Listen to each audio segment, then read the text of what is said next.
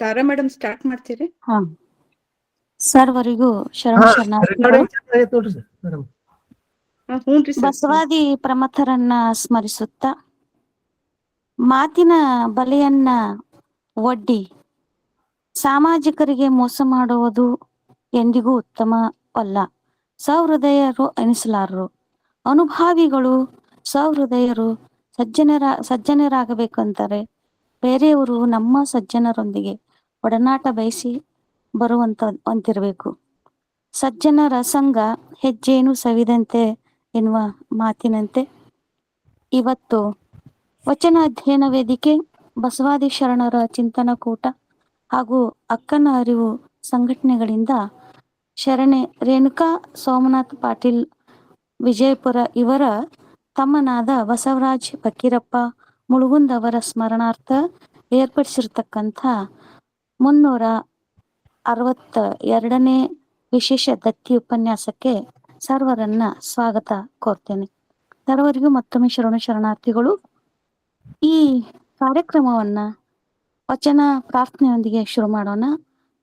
ಶರಣೆ ವಿದ್ಯಾ ಮಗ್ದುಮ್ ಅವರು ತಮ್ಮ ಕಂಚನ ಕಂಠ ಮಧುರ ಸ್ವರದಿಂದ ವಚನ ಪ್ರಾರ್ಥನೆಯನ್ನ ಗೈಯಬೇಕಂತ ಕೇಳ್ಕೊತೀನಿ. ಹಾನ್ರಿ ಮೇಡಮ್, ಮಾಡ್ತೇನ್ರಿ. ಸರ್ವರಿಗೂ ಶರಣಾರ್ಥಿಗಳು. ಇದು ಉಪ್ಪರಗುಡಿಯ ಸೋಮಿ ದೇವಯ್ಯನವರು ಬರೆದಂತ ಒಂದು ಇದು ವಚನ. ಉಪ್ಪರಗುಡಿಯ ಸೋಮಿ ದೇವಯ್ಯನವರು. ಕೇಳಿಸ್ತದ್ರಿ? ಉಳ್ದವ್ರು ಮೈಕ್ ಮ್ಯೂಟ್ ಮಾಡ್ರಿ. ಮ್ಯೂಟ್ ಮಾಡ್ರಿ ಮೇಡಮ್. ಕೇಳಿಸ್ಲಿಕ್ಕತ್ತದ ವಿದ್ಯಾ ಮೇಡಮ್? ಕೇಳಿಸ್ಲಿಕ್ಕತ್ತದ್ರಲ್ಲ? ಹ್ಞೂ, ಓಕೆ.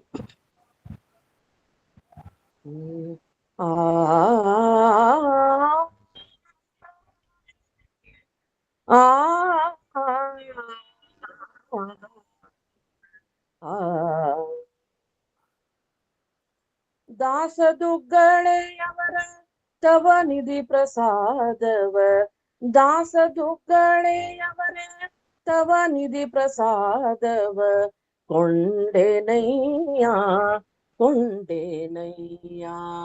ದಾಸದುಗ್ಗಳೆಯವರೇ ತವ ನಿಧಿ ಪ್ರಸಾದವ ಕೊಂಡೆನಯ್ಯ ಕೊಂಡೆನಯ್ಯ. ಸಿರಿಯಾಳ ಚಂಗಳೆಯವರ ಪ್ರಾಣ ಪ್ರಸಾದವ, ಸಿರಿಯಾಳ ಚಂಗಳೆಯವರ ಪ್ರಾಣ ಪ್ರಸಾದವ ಕೊಂಡೆನಯ್ಯ ಕೊಂಡೆನಯ್ಯ.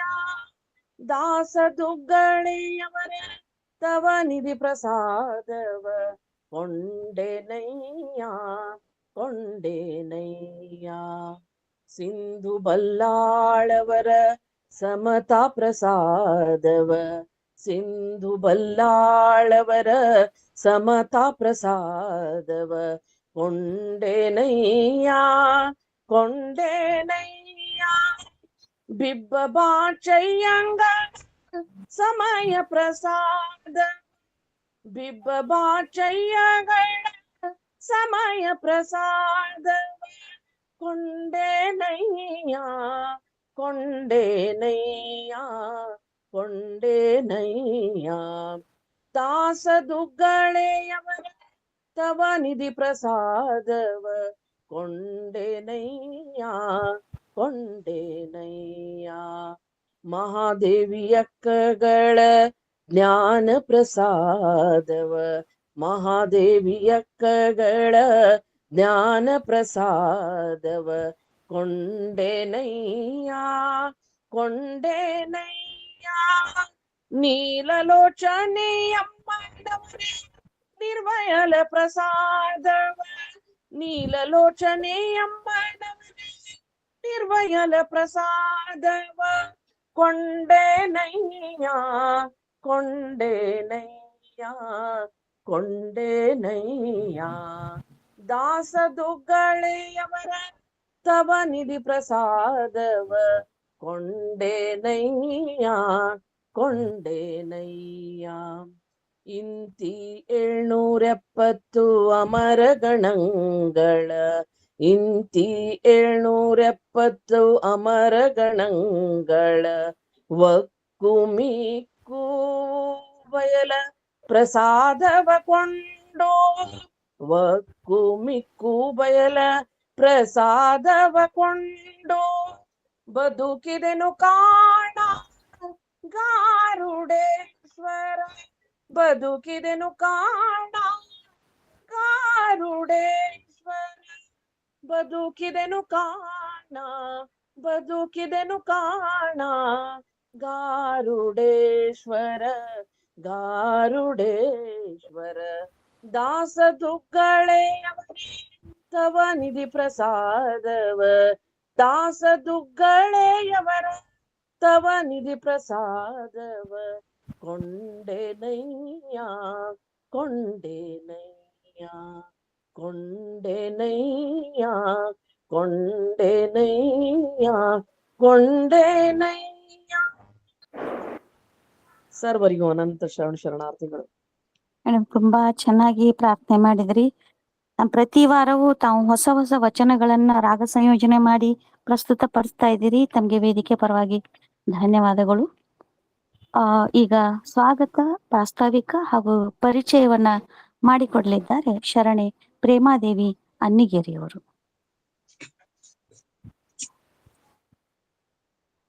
ಓಂ ಶ್ರೀ ಗುರು ಬಸವಲಿಂಗಾಯ ನಮಃ. ಎಲ್ಲರಿಗೂ ಶರಣಾರ್ಥಿಗಳು. ಸಾರ ಸಜ್ಜನರ ಸಂಗವ ಮಾಡುವುದು, ದೂರ ದುರ್ಜನರ ಸಂಘವು ಬೇಡವಯ್ಯ. ಆವ ಹಾವಾದರೇನು ವಿಷವು ಒಂದೇ, ಅಂತವರ ಸಂಘವು ಬೇಡವಯ್ಯ. ಅಂತರಂಗ ಶುದ್ಧವಿಲ್ಲದವರ ಸಂಘ, ಸಿಂಗಿ ಕಾಳಕೂಟ ವಿಷವು ಕೂಡಲ ಸಂಗಮ ದೇವ.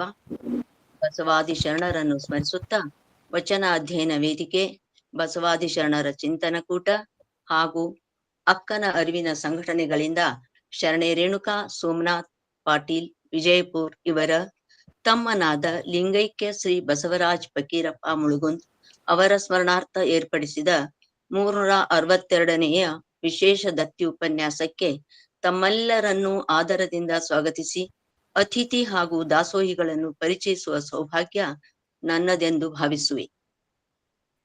ನಮ್ಮೆಲ್ಲ ಸಂಘಟನೆಗಳ ರೂವಾರಿಯು ಬಸವ ತತ್ವಕ್ಕಾಗಿಯೇ ಬದುಕುತ್ತಿರುವ ಆತ್ಮೀಯ ಸೋದರ ಡಾಕ್ಟರ್ ಶಶಿಕಾಂತ್ ಪಟ್ಟಣ್ ಸರ್ ಅವರನ್ನು ಈ ಅಂತರ್ಜಾಲದ ಉಪನ್ಯಾಸ ಕಾರ್ಯಕ್ರಮಕ್ಕೆ ತಮ್ಮೆಲ್ಲರ ಪರವಾಗಿ ಆದರದಿಂದ ಸ್ವಾಗತಿಸುವೆ.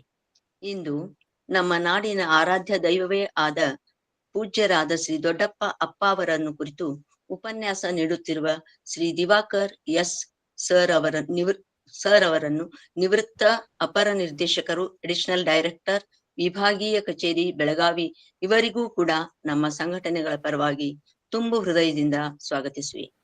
ಇದೀಗ ತಮ್ಮ ಸುಮಧುರ ಕಂಠದಿಂದ ವಚನ ಪ್ರಾರ್ಥನೆ ಮಾಡಿ ನಮ್ಮೆಲ್ಲರ ಮನ ತುಂಬಿಕೊಂಡಂಥ ಶರಣೆ ವಿದ್ಯಾ ಮಗ್ದುಮ್ ಅವರಿಗೂ, ಅಷ್ಟೇ ಮಧುರವಾಗಿ ವಚನ ಮಂಗಳ ಮಾಡಲಿರುವ ಶರಣೆ ಬನಶ್ರೀ ಹತ್ತಿ ಮೇಡಮ್ ಅವರಿಗೂ ಹೃತ್ಪೂರ್ವಕ ಸ್ವಾಗತಗೈಯುವೆ.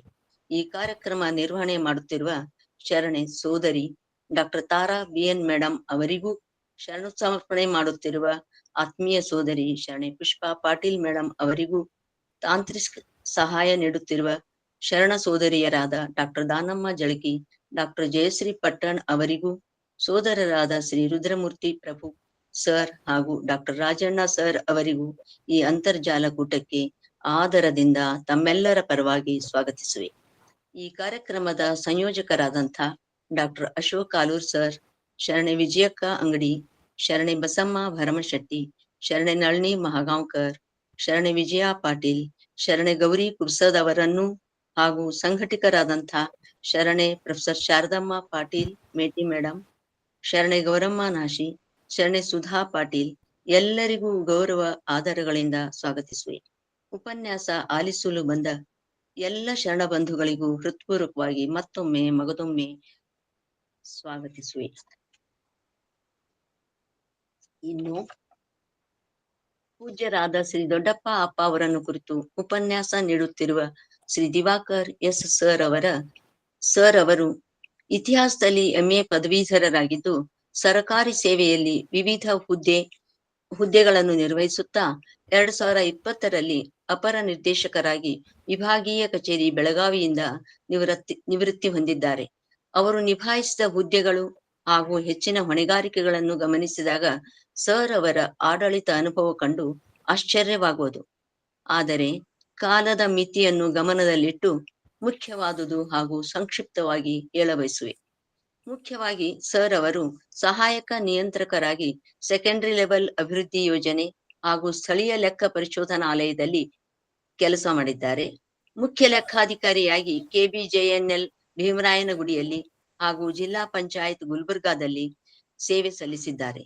ಹಣಕಾಸು ಅಧಿಕಾರಿಯಾಗಿ ಕಲಬುರಗಿ ವಿಶ್ವವಿದ್ಯಾಲಯದಲ್ಲಿ ಹಾಗೂ ವ್ಯವಸ್ಥಾಪಕ ನಿರ್ದೇಶಕರು ಲಿಡ್ಕರ್ ಬೆಂಗಳೂರಲ್ಲಿ, ಕೊನೆಗೆ ಅಪರ ನಿರ್ದೇಶಕರು ಅಂದರೆ ಅಡಿಷನಲ್ ಡೈರೆಕ್ಟರ್ ವಿಭಾಗೀಯ ಕಚೇರಿ ಬೆಳಗಾವಿ ಹಾಗೂ ಕಲಬುರಗಿಯಲ್ಲಿ ಹೆಚ್ಚುವರಿ ಸೇವೆಯಾಗಿ ಕಾರ್ಯನಿರ್ವಹಿಸಿ ನಿವೃತ್ತಿ ಹೊಂದಿದ್ದಾರೆ.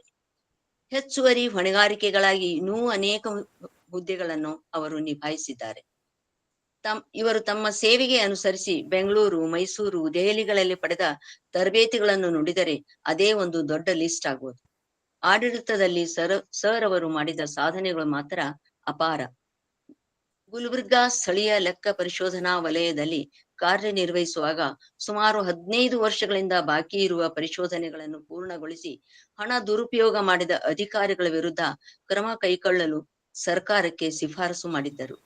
ಬೀದರ್ ಜಿಲ್ಲಾ ಪಂಚಾಯಿತಿಯಲ್ಲೂ ಕೂಡ ಬಾಕಿ ಸಂಶೋಧನಾ ಪ್ಯಾರಾಗಳನ್ನು ಸಂಪೂರ್ಣವಾಗಿ ಖುಲಾಸೆಗೊಳಿಸಲು ಕ್ರಮ ಕೈಗೊಳ್ಳಲಾಯಿತು. HKBDಯಲ್ಲಿ ಹಾಂಗ್ಕಾಂಗ್ ಬಿಲ್ಡಿಂಗ್ ಡಿಪಾರ್ಟ್ಮೆಂಟ್ ಅಂತಾರೆ, ಸುಮಾರು ವರ್ಷಗಳಿಂದ ಬಾಕಿ ಇರುವ ಹಣವನ್ನು ಪುನಃ ಮಂಡಳಿಗೆ ತರಿಸಿ ಹೊಸ ಕಾಮಗಾರಿಗಳಿಗೆ ಬಳಸಲಾಯಿತು. ಸರ್ಕಾರಕ್ಕೆ ಸುಮಾರು 4 ಕೋಟಿಯಷ್ಟು ರೂಪಾಯಿ ನಷ್ಟ ತಪ್ಪಿಸಿ ಪ್ರಶಂಸೆ ಪಡೆದಿದ್ದಾರೆ. ಗುಲ್ಬರ್ಗಾ ವಿಶ್ವವಿದ್ಯಾಲಯದಲ್ಲಿ ಸಂಪೂರ್ಣವಾಗಿ ಹಣಕಾಸು ವ್ಯವಹಾರವನ್ನು ರಾಜ್ಯದಲ್ಲಿಯೇ ಪ್ರಥಮ ಬಾರಿಗೆ ಆನ್ಲೈನ್ ಮೂಲಕ ತಂದ ಶ್ರೇಯಸ್ಸು ಇವರ ಗುಂಪಿಗೆ ಸಲ್ಲುವುದೆಂದು ಹೇಳಬಹುದು. ಕೃಷ್ಣಾ ಕಾಡಾದಲ್ಲಿ ವಿಲೇವಾರಿಯಾಗದ ಹಳೆ ವಾಹನಗಳನ್ನು, ಅನುಪಯುಕ್ತ ವಸ್ತುಗಳನ್ನು ಮಾರಾಟ ಮಾಡಿ ಸರ್ಕಾರಕ್ಕೆ ಕೋಟ್ಯಾಂತರ ರೂಪಾಯಿ ಲಾಭ ತಂದುಕೊಟ್ಟಿದ್ದಾರೆ. ಹೀಗೆ ಅನೇಕ ಆಡಳಿತಾತ್ಮಕ ಸಾಧನೆಗಳನ್ನು ಮಾಡಿದ್ದಾರೆ. ಇದಲ್ಲದೆ ಸಾಮಾಜಿಕ, ಧಾರ್ಮಿಕ ಹಾಗೂ ಶೈಕ್ಷಣಿಕ ಸಂಘಟನೆಗಳಲ್ಲಿ ಲೇಖನ ಹಾಗೂ ಭಾಷಣಗಳ ಮೂಲಕ ತಮ್ಮ ಸೇವೆ ಸಲ್ಲಿಸಿದ್ದಾರೆ. ಪ್ರತಿ ವರ್ಷ 50 ಅನಾಥ ಮಕ್ಕಳಿಗಾಗಿ ಬಟ್ಟೆ ಖರೀದಿಸಲು ತಮ್ಮ ವೇತನದ 2% ದಾಸೋಹಗೈಯುತ್ತಾರೆ. ಇವರ ಸಮಾಜ ಸೇವೆಗೆ ಅನೇಕ ಪದಕಗಳು ಹಾಗೂ ಸನ್ಮಾನಗಳು ದೊರೆತಿವೆ. ಕಾಯಕ ರತ್ನ ಪ್ರಶಸ್ತಿಯನ್ನು ಅಲ್ಲಮ ಪ್ರಭು ಮಠ ಚಟ್ನಳ್ಳಿ ಬೀದರ್ದಿಂದ ಪಡೆದಿದ್ದಾರೆ. ಭಾಲ್ಕಿಯ ಹಿರೇಮಠ ಸಂಸ್ಥಾನದಿಂದ ಆದರ್ಶ ದಂಪತಿಗಳು ಪ್ರಶಸ್ತಿ ಪಡೆದಿದ್ದಾರೆ. ಎಲ್ಲಕ್ಕೂ ಮೀಲಾಗಿ ಅವರೇ ತಿಳಿಸಿದಂತೆ ಅವರು ಸೇವೆ ಸಲ್ಲಿಸಿದ ಎಲ್ಲ ಕಚೇರಿಗಳ ಮೇಲಾಧಿಕಾರಿಗಳ ಮೆಚ್ಚುಗೆಗೆ ಪಾತ್ರವಾದದ್ದು ತಮ್ಮ ಸೇವೆಯ ತೃಪ್ತಿಕರ ಸಾಧನೆಯಾಗಿದೆ ಎಂದು ಹೇಳುತ್ತಾರೆ. ಇಂತಹ ಆಡಳಿತ ಅನುಭವಿಗಳಾದ ಶ್ರೀ ದಿವಾಕರ್ ಸರ್ ಅವರನ್ನು ನಮ್ಮ ವೇದಿಕೆಗಳ ಪರವಾಗಿ ಹೃತ್ಪೂರ್ವಕ ಸ್ವಾಗತಗೈಯುವೆನು. ಇನ್ನು ದತ್ತಿ ದಾಸೋಹಿಗಳ ಕುರಿತು, ಇಂದಿನ ದತ್ತಿ ದಾಸೋಹಿಗಳಾದ ಶರಣೆ ರೇಣುಕಾ ಸೋಮನಾಥ್ ಪಾಟೀಲ್ ಅವರು ಸರಳ ಸಜ್ಜನಿಕೆಯ ಪ್ರತಿರೂಪವಾದ ಆದರ್ಶ ಶಿಕ್ಷಕಿಯರು. ಇವರು ಕನ್ನಡ ಭಾಷೆಯಲ್ಲಿ MA ಪದವೀಧರರಾಗಿದ್ದು B.Ed ಅನ್ನು ಕೂಡ ಮುಗಿಸಿದ್ದಾರೆ. ಶಿವಶರಣೆ ಹೇಮರೆಡ್ಡಿ ಮಲ್ಲಮ್ಮ ಪ್ರೌಢಶಾಲೆ ವಿಜಯಪುರದಲ್ಲಿ 28 ವರ್ಷ ಮುಖ್ಯೋಪಾಧ್ಯಾಯರಾಗಿ ಸೇವೆಗೈದು ಈಗ ನಿವೃತ್ತಿ ಹೊಂದಿದ್ದಾರೆ. ಅಕ್ಕನ ಅರಿವಿನ ಕ್ರಿಯಾಶೀಲ ಅಜೀವ ಸದಸ್ಯರಾಗಿಯೂ ಕಾರ್ಯನಿರ್ವಹಿಸುತ್ತಿದ್ದಾರೆ. ಏಪ್ರಿಲ್ ತಿಂಗಳಲ್ಲಿ ನಮ್ಮ ಘಟಕದಿಂದಲೇ ಜರುಗಿದಂತಹ ಬಸವ ಜಯಂತಿಯ ಕಾರ್ಯಕ್ರಮದಲ್ಲಿ ಇವರ ಪಾತ್ರವೂ ಕೂಡ ಮುಖ್ಯವಾಗಿತ್ತು. ವಿದ್ಯಾರ್ಥಿಗಳ ಅಚ್ಚುಮೆಚ್ಚಿನ ಆದರ್ಶ ಶಿಕ್ಷಕಿಯಾಗಿದ್ದು ಅವರ ಬೋಧನೆಯು ತಮ್ಮ ವೃತ್ತಿಯಲ್ಲಿ, ಜೀವನದಲ್ಲಿ ಯಶಸ್ಸು ಕಾಣಲು ಕಾರಣವಾಗಿದೆ ಎಂದು ಅವರ ಅನೇಕ ವಿದ್ಯಾರ್ಥಿಗಳು ಹೆಮ್ಮೆಯಿಂದ ಸ್ಮರಿಸುತ್ತಾರೆ. ವೃತ್ತಿಯಲ್ಲಿದ್ದಾಗ ಮೇಡಮ್ ಅವರು ವಿದ್ಯಾರ್ಥಿಗಳಿಗೆ ಪರಿಸರ ಪ್ರಜ್ಞೆ, ನಿಸರ್ಗ ಚಿಕಿತ್ಸೆ, ವ್ಯಕ್ತಿತ್ವ ವಿಕಸನ, ರಾಷ್ಟ್ರ ಪ್ರೇಮ, ಸ್ವದೇಶಿ ವಸ್ತುಗಳ ಬಳಕೆ, ಶರಣರ ಜೀವನ ಪಾಠ, ಭಾರತೀಯ ಸಂಸ್ಕೃತಿ ಮತ್ತು ಯೋಗ, ಆಧ್ಯಾತ್ಮಿಕ ಕಾರ್ಯಕ್ರಮಗಳು ಹೀಗೆ ಏರ್ಪಡಿಸಿ ವಿದ್ಯಾರ್ಥಿಗಳನ್ನು ಪ್ರೋತ್ಸಾಹಿಸಿದ್ದಾರೆ. ಶಿಕ್ಷಣವೆಂದರೆ ಕೇವಲ ಪಾಠವಲ್ಲ, ಅದು ಸಂಸ್ಕಾರವೆಂದು ಕಲಿಸಿದ ಗುರುಮಾತೆ ಇವರು. ಮುಂದಿನ ಜನ್ಮವೇನಾದರೂ ಇದ್ದರೆ ಮತ್ತೆ ಶಿಕ್ಷಕಿಯಾಗಿ, ಅದರಲ್ಲೂ ಕನ್ನಡ ಭಾಷಾ ಶಿಕ್ಷಕಿಯಾಗಬೇಕೆಂದು ದೇವರಲ್ಲಿ ಪ್ರಾರ್ಥಿಸುವೆನೆಂದು ಹೇಳುತ್ತಾರೆ. ಮೇಡಮ್ ಅವರಿಗೆ ಆಧ್ಯಾತ್ಮಿಕ ಒಲವು, ಆಸಕ್ತಿ ಇದ್ದು ಪುಸ್ತಕಗಳನ್ನು ಓದುವ, ಹಾಡುಗಳನ್ನು ಹಾಡುವ, ಕೇಳುವ ಹವ್ಯಾಸಗಳೂ ಇವೆ. ಇವರ ತಂದೆಯವರಾದಂತಹ ಲಿಂಗೈಕ್ಯ ಭೀಮಪ್ಪ ಬಸಪ್ಪ ಕೊನ್ನಾವರ್ ಅವರು ಕೋಆಪರೇಟಿವ್ ಡಿಪಾರ್ಟ್ಮೆಂಟದಲ್ಲಿ ಸಹ ನಿರ್ದೇಶಕರಾಗಿ ಅತ್ಯಂತ ಪ್ರಾಮಾಣಿಕ ನಿಷ್ಠೆಯಿಂದ ಸೇವೆ ಸಲ್ಲಿಸಿದವರು. ಶರಣರ ತತ್ವಗಳನ್ನು ನಿಷ್ಠೆಯಿಂದ ಪಾಲಿಸಿದವರು. ಇವರ ತಾಯಿ ಶಾಂತ ಅವರು ಆದರ್ಶ ಗೃಹಿಣಿ. ಈ ತಾಯಿಗೆ 5 ಜನ ಮಕ್ಕಳು. 3 ಹೆಣ್ಣು ಮಕ್ಕಳು ಹಾಗೂ 2 ಗಂಡು ಮಕ್ಕಳು. ಈ ದತ್ತಿ ದಾಸೋಹವನ್ನು ಮೇಡಮ್ ಅವರು ತಮ್ಮನಾದ ಲಿಂಗೈಕ್ಯ ಬಸವರಾಜ್ ಫಕೀರಪ್ಪ ಮುಳುಗುಂದ ಅವರ ಹೆಸರಿನಲ್ಲಿಟ್ಟಿದ್ದಾರೆ. ಅವರ ತಮ್ಮನು ಒಂದು ಅಪಘಾತದಲ್ಲಿ ಅಂಗವಿಕಲರಾದರೂ ಕೂಡ ಅದನ್ನು ಮುಂದು ಮಾಡದೆ ಎಲ್ಲರಿಗೂ ಬೇಕಾಗಿ ಆದರ್ಶರಾಗಿ ಬದುಕಿದವರು. ಅಪ್ಪಟ ಬಸವಾಭಿಮಾನಿಗಳು. ಅಕ್ಕ ತಮ್ಮರ ಆತ್ಮೀಯತೆ ಬಗ್ಗೆ ತಿಳಿದಾಗ ನಮಗೆ ಅಜಗಣ್ಣ ಮುಕ್ತಾಯಕ್ಕರ ನೆನಪಾಗುವುದು ಸಹಜ. ಇಂತಹ ತಮ್ಮನ ಹೆಸರಲ್ಲಿ ದತ್ತಿ ದಾಸೋಹವಿಟ್ಟ ರೇಣುಕಾ ಮೇಡಮ್ ಅವರು ನಮ್ಮನ್ನೂ ಧನ್ಯಗೊಳಿಸಿದ್ದಾರೆ ಅನ್ನಬಹುದು. ಮೇಡಮ್, ತಮಗೆ ನಮ್ಮ ವೇದಿಕೆಯ ಪರವಾಗಿ ಮತ್ತೊಮ್ಮೆ ಹೃತ್ಪೂರ್ವಕ ಸ್ವಾಗತ ಕೋರುವೆ. ಇನ್ನು ನಮ್ಮ ಸಂಘಟನೆ ಕುರಿತು 2 ಮಾತು. ಬಸವ ತತ್ವ ಪಾಲನೆ ಹಾಗೂ ಪ್ರಸಾರಕ್ಕಾಗಿಯೇ ಶ್ರಮಿಸುತ್ತಿರುವ ನಮ್ಮ ಸಂಘಟನೆಗಳು ಸತತ 6 ವರ್ಷಗಳಿಂದ ತಪ್ಪದೇ ಪ್ರತಿ ಶನಿವಾರ ಹಾಗೂ ರವಿವಾರ ಉಪನ್ಯಾಸಗಳನ್ನು ಸಂಘಟಿಸುತ್ತಾ ಬಂದಿದೆ. ಶರಣರ ಕುರಿತ ಪುಸ್ತಕಗಳ ಪ್ರಕಟಣೆ, ಬಸವ ಜಯಂತಿ ಆಚರಣೆ, ಸಾಧನೆಗೈದವರ ಅಭಿನಂದನಾ ಕಾರ್ಯಕ್ರಮ, ಕವನ ರಚನೆ, ಕವನ ಸಂಕಲನಗಳ ಬಿಡುಗಡೆ, ಹೀಗೆ ಹಲವಾರು ಕಾರ್ಯಕ್ರಮಗಳನ್ನು ಹಮ್ಮಿಕೊಳ್ಳಲಾಗಿದೆ. ಇದರ ಜೊತೆಗೆ ಪ್ರಕ್ಷಿಪ್ತ ವಚನಗಳ ಪರಿಷ್ಕರಣೆ, ವಚನ ದರ್ಶನದಂತಹ ಪುಸ್ತಕಗಳ ವಿರೋಧ, ಅಕ್ಕ ಮಹಾದೇವಿಯ ಬೆತ್ತಲ ಮೂರ್ತಿಯ ನಿರ್ಮೂಲನೆಗಾಗಿ ಹೋರಾಟ, ಹೀಗೆ ಗಣಾಚಾರದ ಕಾರ್ಯಗಳು ಕೂಡ ನಡೆದಿವೆ.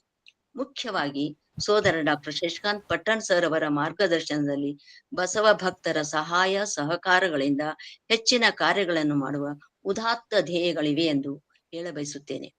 ನನಗೆ ಈ ಒಂದು ಅವಕಾಶ ಕಲ್ಪಿಸಿಕೊಟ್ಟ ಸಂಘಟನೆಗಳಿಗೆ ಅನಂತ ಧನ್ಯವಾದಗಳು. ಎಲ್ಲರಿಗೂ ಶರಣಾರ್ಥಿಗಳು. ಮೇಡಮ್, ಬಹಳ ಅದ್ಭುತವಾಗಿ ನೀವು ಎಲ್ಲ ಪರಿಚಯ ಮಾಡಿದ್ರಿ. ಸಂಘಟನೆ ಬಗ್ಗೆ ಬಹಳ ಅಭಿಮಾನದ ಮಾತುಗಳನ್ನ ಹೇಳಿದ್ರಿ. ದಿವಾಕರ್ ಸರ್ ಅವರ ಒಂದು ಕಳಕಳಿಯ ಜೀವನ. ಇನ್ನೊಂದು ಏನಂದ್ರೆ, ಅವರು ಇತಿಹಾಸ ವಿಷಯದಲ್ಲಿ MA ಮಾಡಿದ್ದು ಕೇಳಿ ತುಂಬಾ ಸಂತೋಷ ಅನಿಸ್ತು. ಯಾಕೆಂದ್ರೆ ಇತಿಹಾಸ ಬಹಳ ಹತ್ರ ಅನಿಸ್ತದ ನನಗೆ. ಅಪಾರ ಸಾಧನೆ ಮಾಡಿರ್ತಕ್ಕಂಥ ಅವರ ಸಾಧನೆಯ ಪಥವನ್ನ ಅಲ್ಪದರಲ್ಲಿ ಬಹಳ ವಿವರವಾಗಿ ಹೇಳಿದ್ರಿ. ತಮಗೆ ಮತ್ತು ದತ್ತಿ ದಾಸೋಹಿಗಳ ಬಗ್ಗೆ ಬಹಳ ಅಂತಃಕರಣದಿಂದ ಮಾತಾಡಿದ್ರಿ ಮೇಡಮ್. ತಮಗೆ ವೇದಿಕೆ ಪರವಾಗಿ ಧನ್ಯವಾದಗಳು. ಈಗ ಎಲ್ಲರೂ ನಿರೀಕ್ಷಿಸುವಂತ ವಿಶೇಷ ಉಪನ್ಯಾಸ ಅನುಭವವನ್ನ ನೀಡಲಿಕ್ಕೆ ಬರ್ತಾ ಇದ್ದಾರೆ. ಪರಮ ಪೂಜ್ಯ ಶ್ರೀ ದೊಡ್ಡಪ್ಪ ಅಪ್ಪ ಅವರ ಬಗ್ಗೆ ಶ್ರೀ ದಿವಾಕರ್ ಸರ್ ಅವರು. ಸರ್, ತಮ್ಗೆ ವೇದಿಕೆಗೆ ಸ್ವಾಗತ. ಎಲ್ಲರಿಗೂ ಶರಣಾರ್ಥಿಗಳು. ವಚನ ಅಧ್ಯಯನದ ಮೂಲಕ ಏರ್ಪಡಿಸಿರ್ತಕ್ಕಂಥ ಈ ಒಂದು ಬಸವ ತತ್ವದ ಕಳಕಳಿಯ ಎಲ್ಲ ಸಂಘಟನೆಗಳ 3 ಸಂಘಟನೆಗಳನ್ನು ನಾನು ಗೌರವದಿಂದ ಆಧರಿಸುತ್ತಾ ಮತ್ತು ವಿಶೇಷವಾಗಿ ಪಟ್ಟಣ್ ಸರ್ ಅವರು ಈ ಒಂದು ಮತ್ತು ಕಾರ್ಯಕ್ರಮದ ಹೊಣೆಯನ್ನು ಹೊತ್ತು ಬಸವ ತತ್ವವನ್ನ ಪ್ರಚಾರ ಕೈಗೊಳ್ಳುತ್ತಿರುವ ಅವರಿಗೂ ಮತ್ತು ಅವರ ಸಂಗಡ ಕೈ ಜೋಡಿಸುತ್ತಿರುವ ನಿಮ್ಮೆಲ್ಲರಿಗೂ ನನ್ನ ಅನಂತ ಶರಣಾರ್ಥಿಗಳು. ಕೇಳಿಸ್ತಾ ಇದೆಯಲ್ಲ? ಕೇಳಿಸ್ತಾ ಇದೆ. ಶರಣ ಬಂಧುಗಳೇ, ಮನುಷ್ಯನ ಜೀವನದಲ್ಲಿ ಸಾಧನೆ ಇಲ್ಲದೆ ಸತ್ತರೆ ಸಾವಿಗೆ ಅವಮಾನ, ಆದರ್ಶವಿಲ್ಲದೆ ಬದುಕಿದರೆ ಬದುಕಿಗೆ ಅವಮಾನ. ಸಾಧಕನಿಗೆ ಸಾವು ಅಂತ್ಯವಲ್ಲ, ಸಾವಿನ ನಂತರವೂ ಬದುಕಿದವನು ನಿಜವಾದ ಸಾಧಕ. ಅಂತ ಸಾವಿನ ನಂತರ ನಮ್ಮೆಲ್ಲರ ಮಧ್ಯೆ ಇನ್ನೂ ಜೀವಂತವಾಗಿ ಅವರ ಜೀವನ ಚರಿತ್ರೆಯನ್ನ ನಮ್ಮ ಮುಂದೆ ತೆರೆದಿಟ್ಟ ಪುಸ್ತಕವಾಗಿ ಕಂಗೊಳಿಸುತ್ತಿರುವಂತ ಕಲಬುರಗಿಯ ಶರಣ ಬಸವೇಶ್ವರ ಮಹಾದಾಸೋಹ ಪೀಠಾಧಿಪತಿಯಾಗಿರ್ತಕ್ಕಂಥ ಪೂಜ್ಯ ದೊಡ್ಡಪ್ಪ ಅಪ್ಪ ಅವರ ಬಗ್ಗೆ ನನ್ನನ್ನು ಮಾತನಾಡಲು ಹೇಳಿದ್ರಿ. ಪೂಜ್ಯ ದೊಡ್ಡಪ್ಪ ಅಪ್ಪ ಅವರ ಒಂದು ಇತಿಹಾಸವನ್ನ ನಾವು ನೋಡಿದ್ರೆ, ಅವರ ಜೀವನಕ್ಕೂ ಮಾಡಿರ್ತಕ್ಕಂಥ ಸಂಘರ್ಷ, ಅಲ್ಲಿನ ಪರಿಸ್ಥಿತಿ ಮತ್ತು ಅವರ ಸಾಧನೆ ನಿಜವಾಗಲೂ ಶ್ಲಾಘನೀಯವಾದದ್ದು. ಏಕೆಂದ್ರೆ ಭಾರತ ಸ್ವತಂತ್ರ ಚಳವಳಿಯಲ್ಲಿ ಮತ್ತು ಸ್ವತಂತ್ರದ ನಂತರ ನಮ್ಮ ಹೈದರಾಬಾದ್ ಕರ್ನಾಟಕ ಪ್ರದೇಶದ ವಿಮೋಚನಾ ಚಳವಳಿಯಲ್ಲಿ ಪೂಜ್ಯ ದೊಡ್ಡಪ್ಪ ಅಪ್ಪ ಅವರ ಪಾತ್ರ ಅಪ್ರತ್ಯಕ್ಷವಾಗಿ, ಸಾಮಾನ್ಯವಾಗಿ ನಾವು ಜಗತ್ತಿನ ಅನೇಕ ಚಳವಳಿಗಳನ್ನು, ಕ್ರಾಂತಿಗಳನ್ನು ನೋಡ್ತೇವೆ. 1789 ಫ್ರಾನ್ಸ್ ಕ್ರಾಂತಿ ಆಗಲಿ, 1776 ಅಮೆರಿಕ ಕ್ರಾಂತಿ ಆಗಲಿ, ಅಥವಾ 1885 ನಮ್ಮ ಭಾರತದ ಸ್ವತಂತ್ರ ಸಂಗ್ರಾಮವಾಗಲಿ, ಇವೆಲ್ಲವನ್ನ ನೋಡಿದ್ರೆ ಇದರ ಹಿನ್ನೆಲೆ ಕೇವಲ ರಣರಂಗದಲ್ಲಿ ಹೋರಾಟ ಮಾಡಿದವರಲ್ಲದೆ ಅಪ್ರತ್ಯಕ್ಷವಾಗಿ, ಸಾಹಿತ್ಯಿಕವಾಗಿ, ಸಾಂಸ್ಕೃತಿಕವಾಗಿ ಅವರ ಕೊಡುಗೆ ಅಪಾರವಾಗಿರ್ತದೆ. ಅಂತ ಅಪ್ರತ್ಯಕ್ಷ ಕೊಡುಗೆಯನ್ನ ನಮ್ಮ ಇಂದಿನ ಪೂಜ್ಯ ದೊಡ್ಡಪ್ಪ ಅಪ್ಪ ಅವರು ಸ್ವತಂತ್ರ ಚಳವಳಿಗೆ ಮತ್ತು ವಿಮೋಚನಾ ಚಳವಳಿಗೆ ತಮ್ಮದೇ ಆದಂತಹ ಕೊಡುಗೆಗಳನ್ನ ನೀಡಿದ್ದಾರೆ. ಶರಣಬಸವೇಶ್ವರ ಸಂಸ್ಥಾನ ಮಠವು ಸಾಮಾನ್ಯವಾಗಿ ಇದುವರೆಗೂ 9 ಪೀಠಾಧಿಪತಿಗಳನ್ನ ಹೊಂದಿದೆ. ಈ 9 ಪೀಠಾಧಿಪತಿಗಳಲ್ಲಿ ಪೂಜ್ಯ ದೊಡ್ಡಪ್ಪ ಅಪ್ಪ ಅವರು 7ನೇ ಪೀಠಾಧಿಪತಿಗಳಾಗಿದ್ದಾರೆ.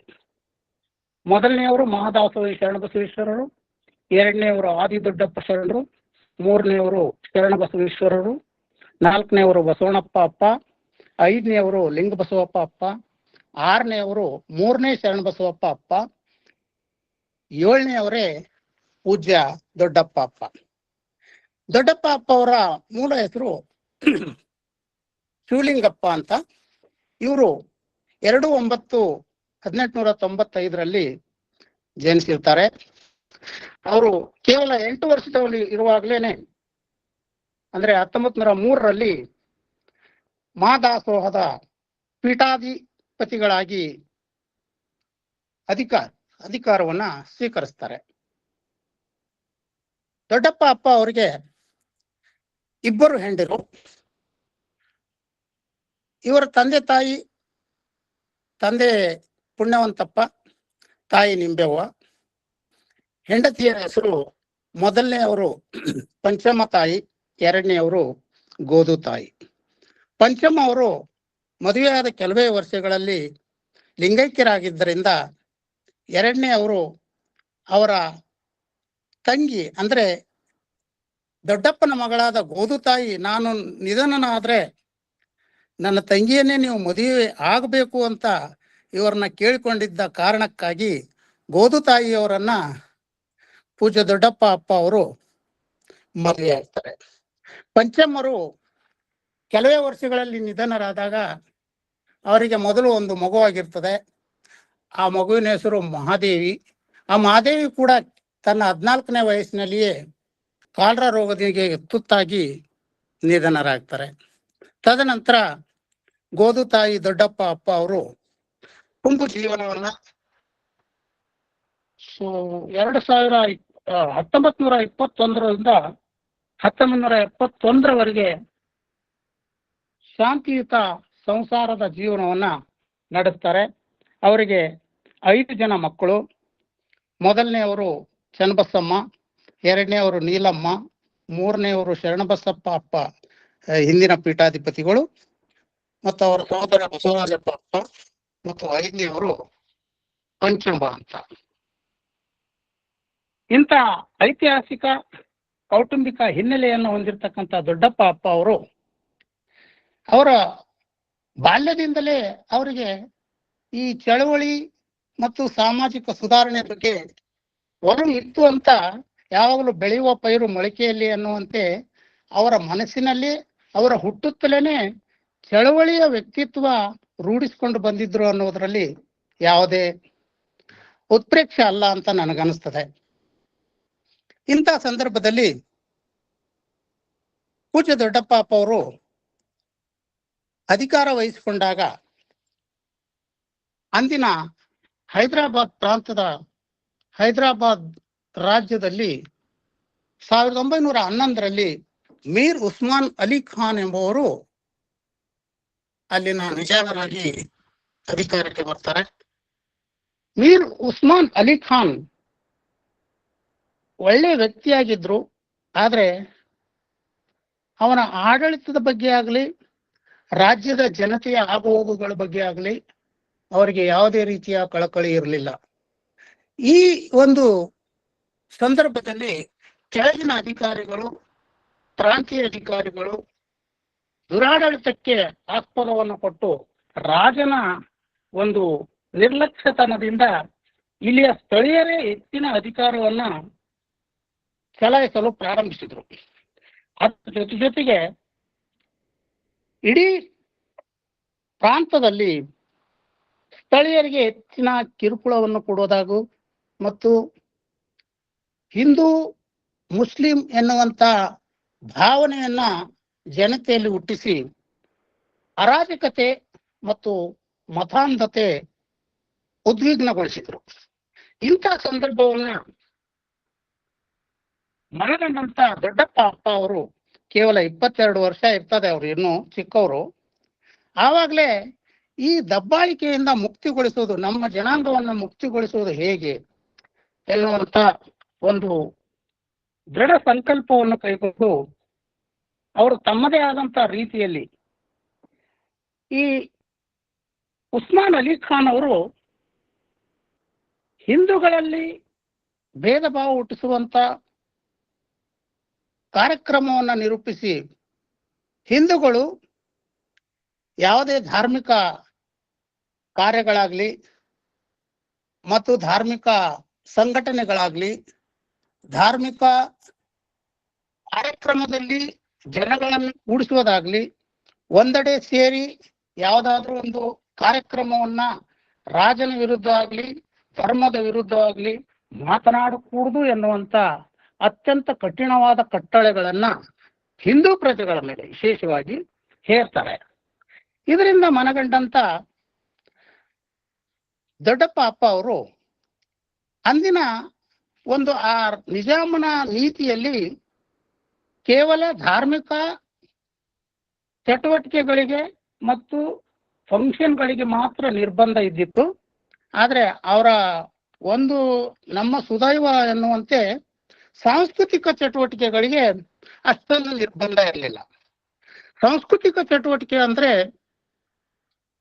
ಅದು ಪಬ್ಲಿಕ್ ಅಲ್ಲಿ ಅಲ್ಲ, ನಿಮ್ಮ ಇನ್ ಹೌಸ್ ಅಲ್ಲಿ ಮಾಡುವಂತ ಯಾವುದೇ ಒಂದು ಚಟುವಟಿಕೆಗಳಿಗೆ ನಿರ್ಬಂಧವನ್ನ ಇಡದೇ ಇರುವ ಕಾರಣವಾಗಿ ದೊಡ್ಡಪ್ಪ ಅಪ್ಪ ಅವರು ಕಲಬುರಗಿಯ ಕೆಲವು ಮುಖಂಡರನ್ನ ಕರೆಸಿ ಈ ಬಗ್ಗೆ ನಮಗೆ ಕಿರುಕುಳ ಕೊಡ್ತಾ ಇರುವ ಒಂದು ಹಿನ್ನೆಲೆಯಲ್ಲಿ ಏನಾದ್ರೂ ಒಂದು ಸಾಧನೆ ಮಾಡಬೇಕಲ್ಲ ಅಂತೇಳಿ ಕಲಬುರಗಿಯ ಕೆಲವು ಮುಖಂಡರನ್ನ ಕರೆಸಿ ಹಿಂದೂಗಳಿಗಾಗಿಯೇ ಅಂದ್ರೆ ಈ ದೇವಸ್ಥಾನ ಸ್ವತಂತ್ರ ಹೋರಾಟದ ಮತ್ತು ಈ ಚಳುವಳಿಯ ಕೇಂದ್ರ ಬಿಂದುವಾಗಿ ಈ ಗುಲ್ಬರ್ಗದ ಪರಿಸರದಲ್ಲಿ ಪರಿಣಮಿಸಿತ್ತು. ಆಗ ದೊಡ್ಡಪ್ಪ ಅಪ್ಪ ಅವರು 1918ರಲ್ಲಿ ಶರಣಬಸವೇಶ್ವರ ವಿದ್ಯಾಸಂಘ ಅಂತ ಸ್ಥಾಪನೆ ಮಾಡ್ತಾರೆ. ಆವಾಗ ದೊಡ್ಡಪ್ಪ ಅಪ್ಪ ಅವರಿಗೆ 22 ವಯಸ್ಸು. ಈ ಶರಣಬಸವೇಶ್ವರ ವಿದ್ಯಾವರ್ಧಕ ಸಂಘ ವಿವಿಧೋದ್ದೇಶ ಸಾಂಸ್ಕೃತಿಕ ಚಟುವಟಿಕೆಗಳಿಗೆ ಸೀಮಿತವಾಗಿರ್ತಕ್ಕಂಥ ಒಂದು ಸಂಘವಾಗಿ ಸ್ಥಾಪನೆ ಮಾಡ್ತದೆ. ಆ ಸ್ಥಾಪನೆಯಲ್ಲಿ ಅಂದಿನ ಕಾಲದಲ್ಲಿ ಈ ಸಾರ್ವಜನಿಕರಿಗೆ ಮತ್ತು ಸಾಮಾನ್ಯ ಜನರಿಗೆ ವೃತ್ತಪತ್ರಿಕೆಗಳನ್ನ ತೆಗೆದುಕೊಳ್ಳುವಂತ ಮತ್ತು ಆ ಒಂದು ಉತ್ಸಾಹ ಉಲ್ಲಾಸ ಅವರಲ್ಲಿ ಇರದೇ ಇದ್ದ ಕಾರಣ ದೊಡ್ಡಪ್ಪ ಅಪ್ಪ ಅವರು ಮೊಟ್ಟ ಮೊದಲಿಗೆ ಶರಣಬಸವೇಶ್ವರ ವಿದ್ಯಾವರ್ಧಕ ಸಂಘದ ಅಡಿಯಲ್ಲಿ ಒಂದು ವಾಚನಾಲಯವನ್ನು ಸ್ಥಾಪನೆ ಮಾಡ್ತಾರೆ. ವಾಚನಾಲಯ ಸ್ಥಾಪನೆ ಮಾಡುವ ಇನ್ನರ್ ಕಾನ್ಸೆಪ್ಟ್ ಏನಿತ್ತು ಅಂದ್ರೆ, ವಾಚನಾಲಯ ಓದಲಿಕ್ಕೆ ಬರ್ತಕ್ಕಂಥ ಎಲ್ಲಾ ಸ್ವಾತಂತ್ರ್ಯ ಹೋರಾಟಗಾರರು, ಚಳುವಳಿಗಾರರು ಪೇಪರ್ ಓದುವ ನೆಪದಲ್ಲಿ, ಪುಸ್ತಕಗಳು ಓದುವ ನೆಪದಲ್ಲಿ ಒಂದೆಡೆ ಮನೆಯಲ್ಲಿ ರೂಮಿನ ಒಳಗಡೆ ಕುಳಿತು ತಮ್ಮ ರೂಪುರೇಷೆಗಳನ್ನ, ಚಳವಳಿಯ ರೂಪುರೇಷೆಗಳನ್ನ ಮತ್ತು ಈ ದಬ್ಬಾಳಿಕೆಯ ವಿರುದ್ಧ ಹೋರಾಟವನ್ನು ಯಾವ ರೀತಿ ಸದೆ ಬಡಿಬೇಕು ಅನ್ನುವಂತ ನಿಟ್ಟಿನಲ್ಲಿ ವಾಚನಾಲಯ ಸ್ಥಾಪನೆ ಮಾಡ್ತಾರೆ. ಆ ವಾಚನಾಲಯದಲ್ಲಿ ನಾವು ಉದಾಹರಣೆಯಾಗಿ ಗುಲ್ಬರ್ಗದ ಸ್ಥಳೀಯ ಲಿಂಗಾಯತ ಮುಖಂಡರಾದಂಥ ಹನುಮಂತರಾವ್ ಆಗರಿಗೆ ಆಗಲಿ, ಬಸವಂತರಾವ್ ಮಾಗಾಂವ್ಕರ್, ಮಲ್ಲಿಕಾರ್ಜುನ್ ತೋಡ್ಕರ್, ಇಂಥ ದೊಡ್ಡ ದೊಡ್ಡ ಮುಖಂಡರನ್ನ ಅಲ್ಲಿಗೆ ಕರೆಸಿ ಚಳುವಳಿಯ ರೂಪುರೇಷೆಗಳು, ನಿಜಾಮನ ದಬ್ಬಾಳಿಕೆಯ ವಿರುದ್ಧ ಅಪ್ರತ್ಯಕ್ಷವಾಗಿ ಯಾರಿಗೂ ಗೊತ್ತಾಗದಂತೆ ಈ ವಾಚನಾಲಯಗಳಲ್ಲಿ ಸಭೆಗಳನ್ನ ಮಾಡ್ತಾರೆ, ಗುಪ್ತ ಸಭೆಗಳು. ಇನ್ನು ಹಳ್ಳಿಗಳಲ್ಲಿ ಇದೇ ಸಂಘಟನಾಕಾರರು ಎಲ್ಲಾ ಕಡೆ ಈ ಗರಡಿ ಮನೆಗಳಂತ ಸ್ಥಾಪನೆ ಮಾಡಿಸ್ತಾರೆ. ಗರಡಿ ಮನೆಗಳಲ್ಲಿ ಕುಸ್ತಿ ಆಡೋದಾಗ್ಲಿ, ಶಕ್ತಿ ಪ್ರದರ್ಶನ, ಅದಾದ ನಂತರ ಸಾಯಂಕಾಲ ಅವರು ಒಂದ್ ಕಡೆ ಕುಳಿತು ನಾವು ಗರಡಿ ಮನೆಗೆ ಬಂದವರು ಇದ್ದೀವಿ ಅಂತ ಜನರಿಗೆ ತೋರಿಸ್ಕೊಟ್ಟು ಅಲ್ಲಿ ಸಹಿತ ಈ ಸ್ವಾತಂತ್ರ್ಯ ಹೋರಾಟದ ರೂಪುರೇಷೆಗಳನ್ನ ತಯಾರು ಮಾಡುವಲ್ಲಿ ಆ ಗರಡಿ ಮನೆಗಳು ಪ್ರಮುಖ ಪಾತ್ರ ವಹಿಸ್ತವೆ. ಈ ಎರಡನೇ ಕಾರ್ಯಕ್ರಮ ದೊಡ್ಡಪ್ಪ ಅಪ್ಪ ಅವರು ಮಾಡಿರೋದು ಒಗ್ಗಟ್ಟು, ನಾವೆಲ್ಲರೂ ಒಂದೇ ಅನ್ನುವಂಥ ಪ್ರದರ್ಶನ ಮಾಡಲಿಕ್ಕೆ ವಾಚನಾಲಯ ಸ್ಥಾಪನೆ. ಎರಡನೇದಾಗಿ ನವರಾತ್ರಿ ಉತ್ಸವ ಅಂತ ಮಾಡ್ತಾರೆ. ನವರಾತ್ರಿಯಲ್ಲಿ 9 ದಿನ ಶರಣಬಸವೇಶ್ವರ ಒಂದು ಕಾಂಪೌಂಡಿನಲ್ಲಿ, ಆವರಣದಲ್ಲಿ ಒಳ್ಳೊಳ್ಳೆ ಸ್ಪೀಕರ್ಗಳನ್ನು ಕರೆಸಿ ಅವರಿಂದ ಈ ನಮ್ಮ ಹಿಂದೂಗಳ ಬಗ್ಗೆ ಮತ್ತು ನಮಗೆ ಆಗ್ತಕ್ಕಂಥ ಕೆಲವು ಅನಾಚಾರಗಳ ಬಗ್ಗೆ ಮತ್ತು ದಬ್ಬಾಳಿಕೆಯ ಬಗ್ಗೆ ಅಪ್ರತ್ಯಕ್ಷವಾಗಿ ಭಾಷಣಗಳನ್ನ ಮಾಡಿಸುವುದರ ಮೂಲಕ ನಮ್ಮ ಹಿಂದೂ ಧರ್ಮವನ್ನ, ಲಿಂಗಾಯತ ಧರ್ಮವನ್ನ, ಹಿಂದೂ ಧರ್ಮ ಅನ್ನೋದಕ್ಕಿಂತಲೂ ಲಿಂಗಾಯತ ಧರ್ಮವನ್ನ ಹೇಗೆ ಪ್ರಚುರಪಡಿಸಬೇಕು, ಪ್ರಚಾರಗೊಳಿಸಬೇಕು ಅನ್ನುವಂಥ ಉದ್ದೇಶದಿಂದ ನವರಾತ್ರಿ ಉತ್ಸವ ಅಂತ ಮಾಡ್ತಾರೆ. ಆ ನವರಾತ್ರಿ ಉತ್ಸವದಲ್ಲಿ ಅನೇಕರಿಗೆ ಮುಖ್ಯ ಅತಿಥಿಗಳಾಗಿ ಕರೆಸ್ತಾರೆ. ಅವರುಗಳಲ್ಲಿ ಮುಖ್ಯವಾಗಿ ದಾರಾ ಬೇಂದ್ರೆ ಆಗಿರ್ಬೋದು, ನಂದಿ ಮಠ ಆಗಿರ್ಬೋದು, ಜಯದೇವತಾಯಿ ಲೆಗಾಡೆ ಆಗಿರ್ಬೋದು, ಎಸ್ ನಿಜಲಿಂಗಪ್ಪ, ಜೋಳದರಾಸಿ ದೊಡ್ಡನಗೌಡರು, ಈ ರೀತಿ ಒಳ್ಳೊಳ್ಳೆ ಸಾಹಿತಿಗಳನ್ನು ಕರೆಸಿ ನಮ್ಮ ಭಾರತದಲ್ಲಿ ನಿಜಾಮರ ದಬ್ಬಾಳಿಕೆಯ ವಿರುದ್ಧ ವಿಶೇಷವಾದ ಉಪನ್ಯಾಸಗಳ ಮೂಲಕ ಜನರಲ್ಲಿ ಜಾಗೃತಿಯನ್ನು ಮೂಡಿಸ್ತಾರೆ. ಮೂರನೇದು ನಾಟಕಗಳ ಪ್ರದರ್ಶನ. ಇವು ಕೇವಲ ಪಟ್ಟಣಗಳಲ್ಲಿ ಈ 2 ಕಾರ್ಯಕ್ರಮಗಳು ನಡೆದ್ರೆ, ಹಳ್ಳಿಗಳಲ್ಲಿ ಆಗ ನಾಟಕಗಳನ್ನು ಏರ್ಪಾಡು ಮಾಡೋದು, ನಾಟಕಗಳ ಮುಖಾಂತರ ಒಗ್ಗಟ್ಟು ಪ್ರದರ್ಶನ ಆಗ್ತದೆ. ನಾವೆಲ್ಲರೂ ಒಂದೇ ಅನ್ನುವಂಥ ಭಾವನೆ ಬರಲಿ ಅನ್ನುವಂಥ ಉದ್ದೇಶದಿಂದ ದೊಡ್ಡಪ್ಪ ಅಪ್ಪ ಅವರು ಮತ್ತು ಅವರ ಸಂಗಡಿಗರು ಎಲ್ಲರೂ ಕೂಡಿ ಇಡೀ ಈ ಪ್ರಾಂತದ ಅನೇಕ ಊರುಗಳಲ್ಲಿ ಹಲವು ರೀತಿಯ ನಾಟಕಗಳನ್ನು, ದೇಶ ಪ್ರೇಮದ ನಾಟಕಗಳಾಗ್ಲಿ, ಪೌರಾಣಿಕ ನಾಟಕ, ಸಾಮಾಜಿಕ ನಾಟಕ, ಈ ನಾಟಕಗಳ ಮುಖಾಂತರ ಒಗ್ಗಟ್ಟನ್ನು ಪ್ರದರ್ಶಿಸುವಂತ ಅಪ್ರತ್ಯಕ್ಷ ಕಾರ್ಯಕ್ರಮಗಳನ್ನ ಇವರು ರೂಪಿಸ್ತಾ ಇರ್ತಾರೆ. ಆಗ ಈ ಎಲ್ಲಾ ಚಟುವಟಿಕೆಗಳನ್ನ ಇಲ್ಲಿನ ಸ್ಥಳೀಯ ಮುಸ್ಲಿಮರು ದೊಡ್ಡಪ್ಪ ಅಪ್ಪ ಅವ್ರ ಬಗ್ಗೆ ಅನುಮಾನಾಸ್ಪದವಾಗಿ ನೋಡಲು ಪ್ರಾರಂಭಿಸ್ತಾರೆ. ದೊಡ್ಡಪ್ಪ ಅಪ್ಪ ಈ ಶರಣಬಸವೇಶ್ವರ ದೇವಸ್ಥಾನ ನಿಜಾಮನ ವಿರುದ್ಧ ಹೋರಾಟದ ಕೇಂದ್ರ ಬಿಂದುವಾಗಿ ಪರಿಣಮಿಸ್ತಾ ಇದ್ದಾರೆ, ಇದಕ್ಕೆ ಹೇಗಾದ್ರೂ ಮಾಡಿ ಒಂದು ಕಡಿವಾಣವನ್ನು ಹಾಕಬೇಕು ಅನ್ನುವಂತ ಹಲವು ರೀತಿಯ ಸಂದೇಶಗಳನ್ನ ನಿಜಾಮನಿಗೆ ಕಳಿಸಿಕೊಡ್ತಾರೆ. ಆದರೂ ಸಹಿತ ಇವರು ಎದೆಗುಂದದೇನೆ ತಮ್ಮ ಕಾರ್ಯವನ್ನ ಮುಂದುವರಿಸ್ತಾರೆ. ಇದೇ ಸಂದರ್ಭದಲ್ಲಿ 1919 ಬ್ರಿಟಿಷ್ ಸರ್ಕಾರ ಒಂದು ಕಾಯ್ದೆಯನ್ನ ಹೊರತರ್ತದೆ, ಮ್ಯಾಂಟಿಗೋ ಚೆಮ್ಸ್ಫರ್ಡ್ ಕಾಯ್ದೆ ಅಂತ ಕರೀತಾರೆ ಅದಕ್ಕೆ.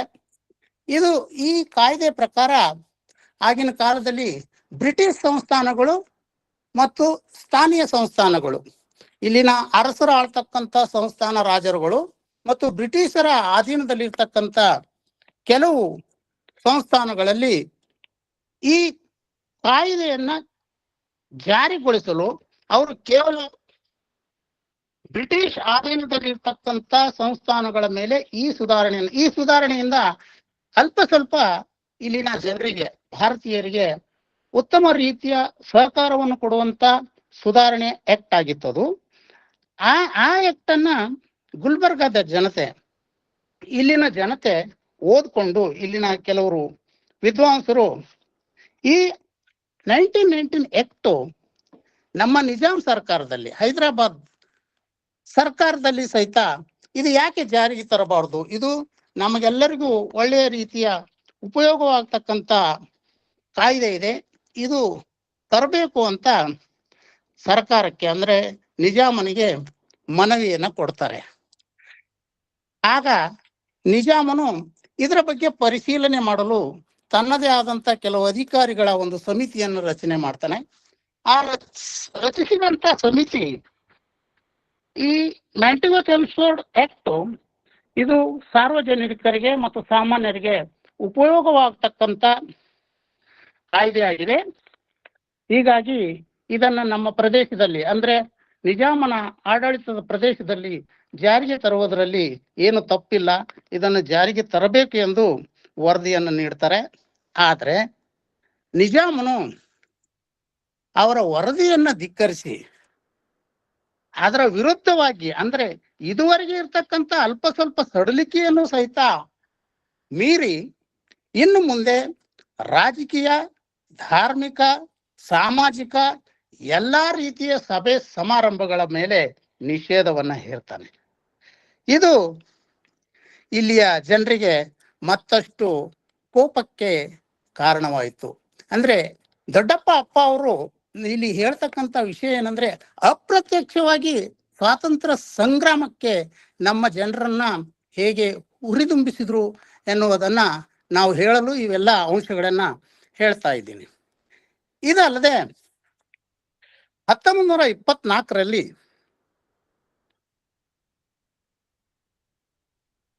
ನಿಜಾಮನ ಆಶ್ರಮದಲ್ಲಿ ಒಂದು ಸಂಘಟನೆಯನ್ನ ಹುಟ್ಟಾಕ್ತಾನೆ ನಿಜಾಮ್. ಅದ್ರ ಹೆಸರು ಇತ್ತಿಹಾದ್ ಉಲ್ ಮುಸ್ಲಿಂ ಅಂತ.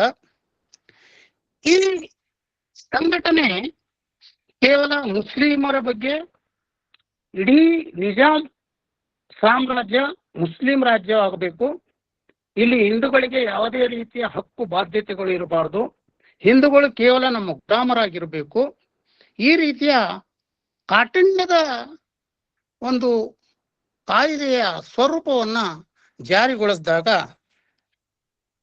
ಇಲ್ಲಿನ ಸ್ಥಳೀಯರಿಗೆ ಇನ್ನಷ್ಟು ಕೋಪ ಹೆಚ್ಚಾಗ್ತದೆ. ಆಗ ಸ್ಥಳೀಯರಲ್ಲಿ ಇಲ್ಲಿ ಇರ್ತಕ್ಕಂಥ ಮುಸ್ಲಿಮರು ಕೇವಲ ಆಗ 13% ಮುಸ್ಲಿಮರು ಗುಲ್ಬರ್ಗಾ ಪ್ರದೇಶದಲ್ಲಿ ಇದ್ರು. ಉಳಿದ 87% ಹಿಂದೂಗಳನ್ನ ಹೀನಾಯವಾಗಿ ನೋಡ್ತಕ್ಕಂಥ ಮತ್ತು ಈ ಇತ್ತಿಹಾದ್ ಉಲ್ ಮುಸ್ಲಿಂ ಸದಸ್ಯರಂತೆಯೇ ಇವರು ವರ್ತನೆ ಮಾಡಲು ಆರಂಭಿಸ್ತಾರೆ. ಅದಲ್ಲದೆ ದೊಡ್ಡಪ್ಪ ಅಪ್ಪ ಅವರ ಬಗ್ಗೆ ಇಲ್ಲ ಸಲ್ಲದ ಸುಳ್ಳು ಸಂದೇಶಗಳನ್ನು ಇವರು ಸಂಘಟನೆ ಮಾಡ್ತಾ ಇದ್ದಾರೆ, ಹಿಂದೂಗಳನ್ನ ಪ್ರಚೋದನೆ ಮಾಡ್ತಾ ಇದ್ದಾರೆ.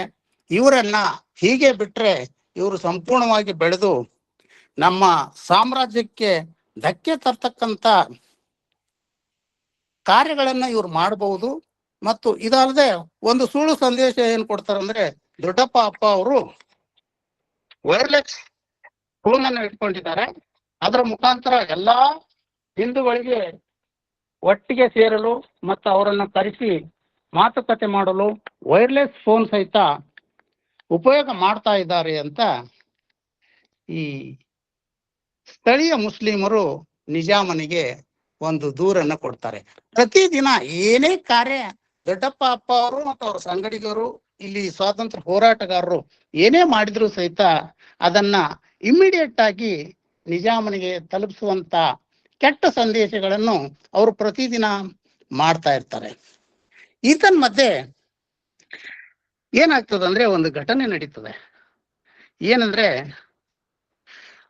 ಈಗಿರ್ತಕ್ಕಂಥ ಕಲಬುರಗಿಯಲ್ಲಿ ಇರ್ತಕ್ಕಂಥ ಶರಣಬಸವೇಶ್ವರ ದೇವಸ್ಥಾನ ಮೊದಲಿಗೆ ಕೇವಲ ಗರ್ಭಗುಡಿ ಇರ್ತಕ್ಕಂಥ ಪ್ರದೇಶದಲ್ಲಿ ಮಾತ್ರ ಕಟ್ಟಡ ಇತ್ತು.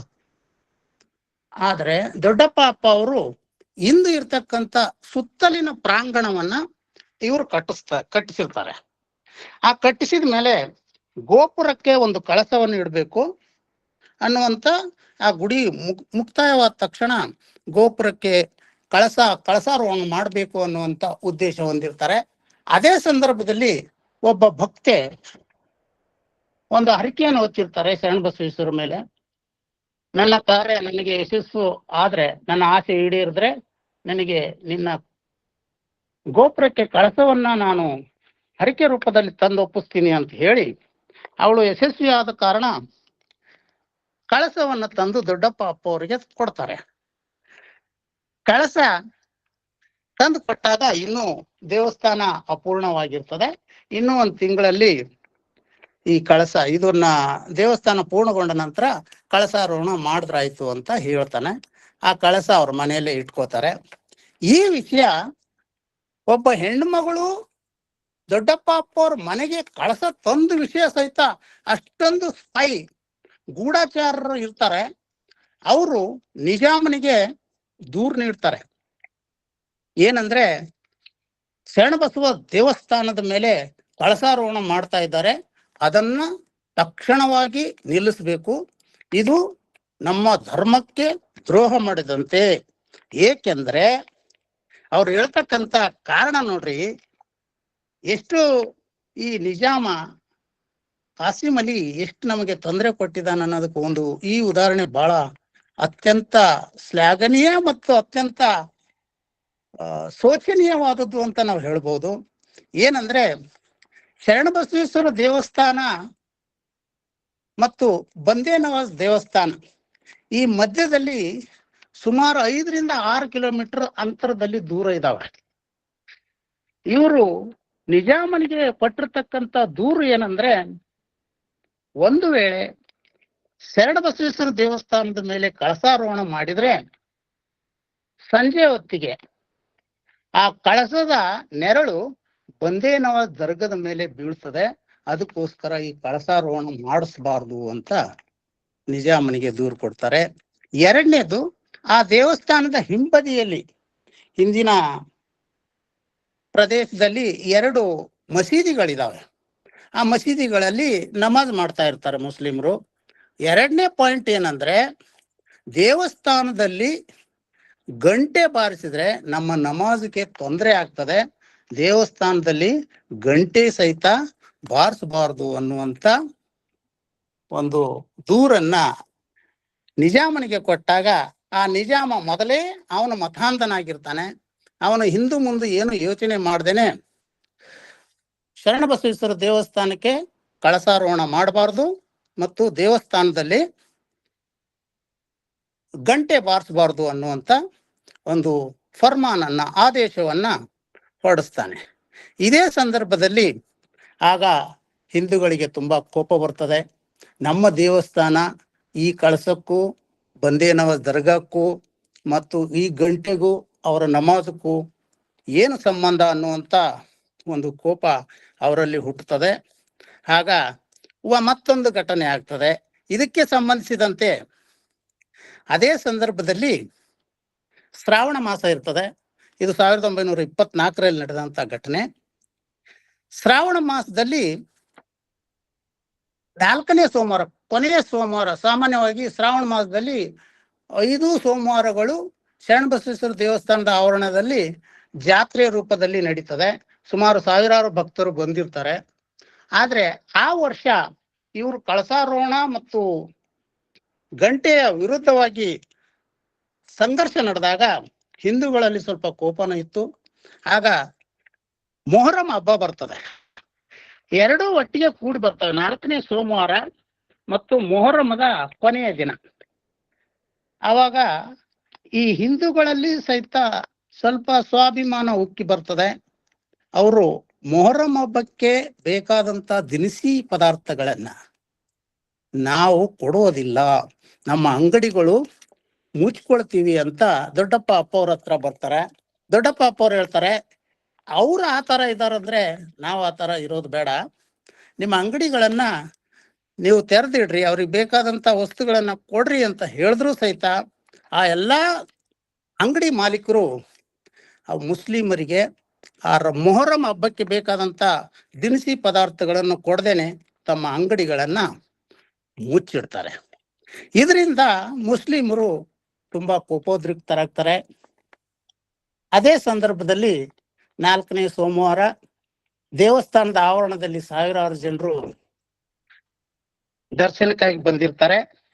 ಆಗ ಆ ಹಿಂಬದಿಯಲ್ಲಿ ಒಂದು ಪ್ರದೇಶ ಇದೆ.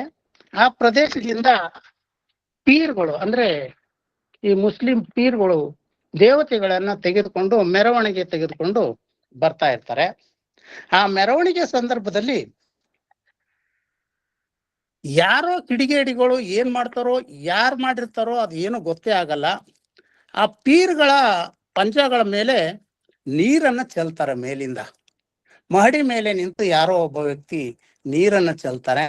ನೀರ್ ಚೆಲ್ಲಿದೇ ಒಂದು ಕಾರಣವಾಗಿ ಇಟ್ಟುಕೊಂಡು ಎಲ್ಲಾ ಮುಸ್ಲಿಮರು ತುಂಬಾ ರುಚಿಗೆದ್ದು ಆ ದೇವರನ್ನ ಬಿಟ್ಟು ಅವರು ಒಂದು 8-10 ಜನ ಪೀರ್ಗಳನ್ನು ತೆಗೆದುಕೊಂಡು ಹೋದ್ರೆ ಉಳಿದೆಲ್ಲಾ ಮುಸ್ಲಿಮರು ಅದು ಸಂಬಂಧ ಇಲ್ಲದೆ ದೇವಸ್ಥಾನದ ಆವರಣದಲ್ಲಿ ಸುಮಾರು ಒಂದು 500ರಿಂದ 1000 ಜನರು ನುಗ್ತಾರೆ. ನುಗ್ಗಿ ದೇವಸ್ಥಾನದಲ್ಲಿ ತುಂಬಾ ದೊಂಬಿ ಎಬ್ಬಿಸ್ತಾರೆ, ಗಲಾಟೆ ಮಾಡ್ತಾರೆ. ಅಲ್ಲಿ ಬಂದಿರ್ತಕ್ಕಂಥ ಭಕ್ತರನ್ನ ಹೊಡಿತಾರೆ. ಎಲ್ಲಾ ರೀತಿಯ ಅವರು ಎಷ್ಟು ರೊಚ್ಚಿಗೆದ್ದಿದ್ರು ಅಂದ್ರೆ ದೇವಸ್ಥಾನದ ಮುಂದೆ ಇಂದಿಗೂ ಒಂದು ನಂದಿ ಇದೆ.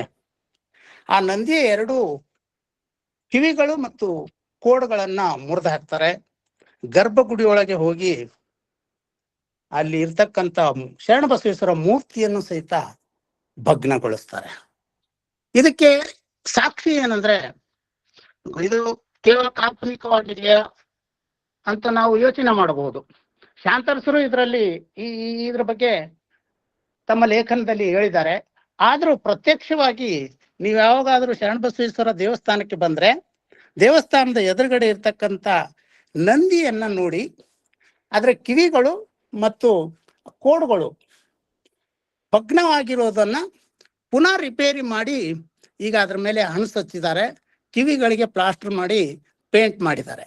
ಇನ್ನು ಮೂರ್ತಿ ಭಗ್ನವಾಗಿದ್ದಾವೆ.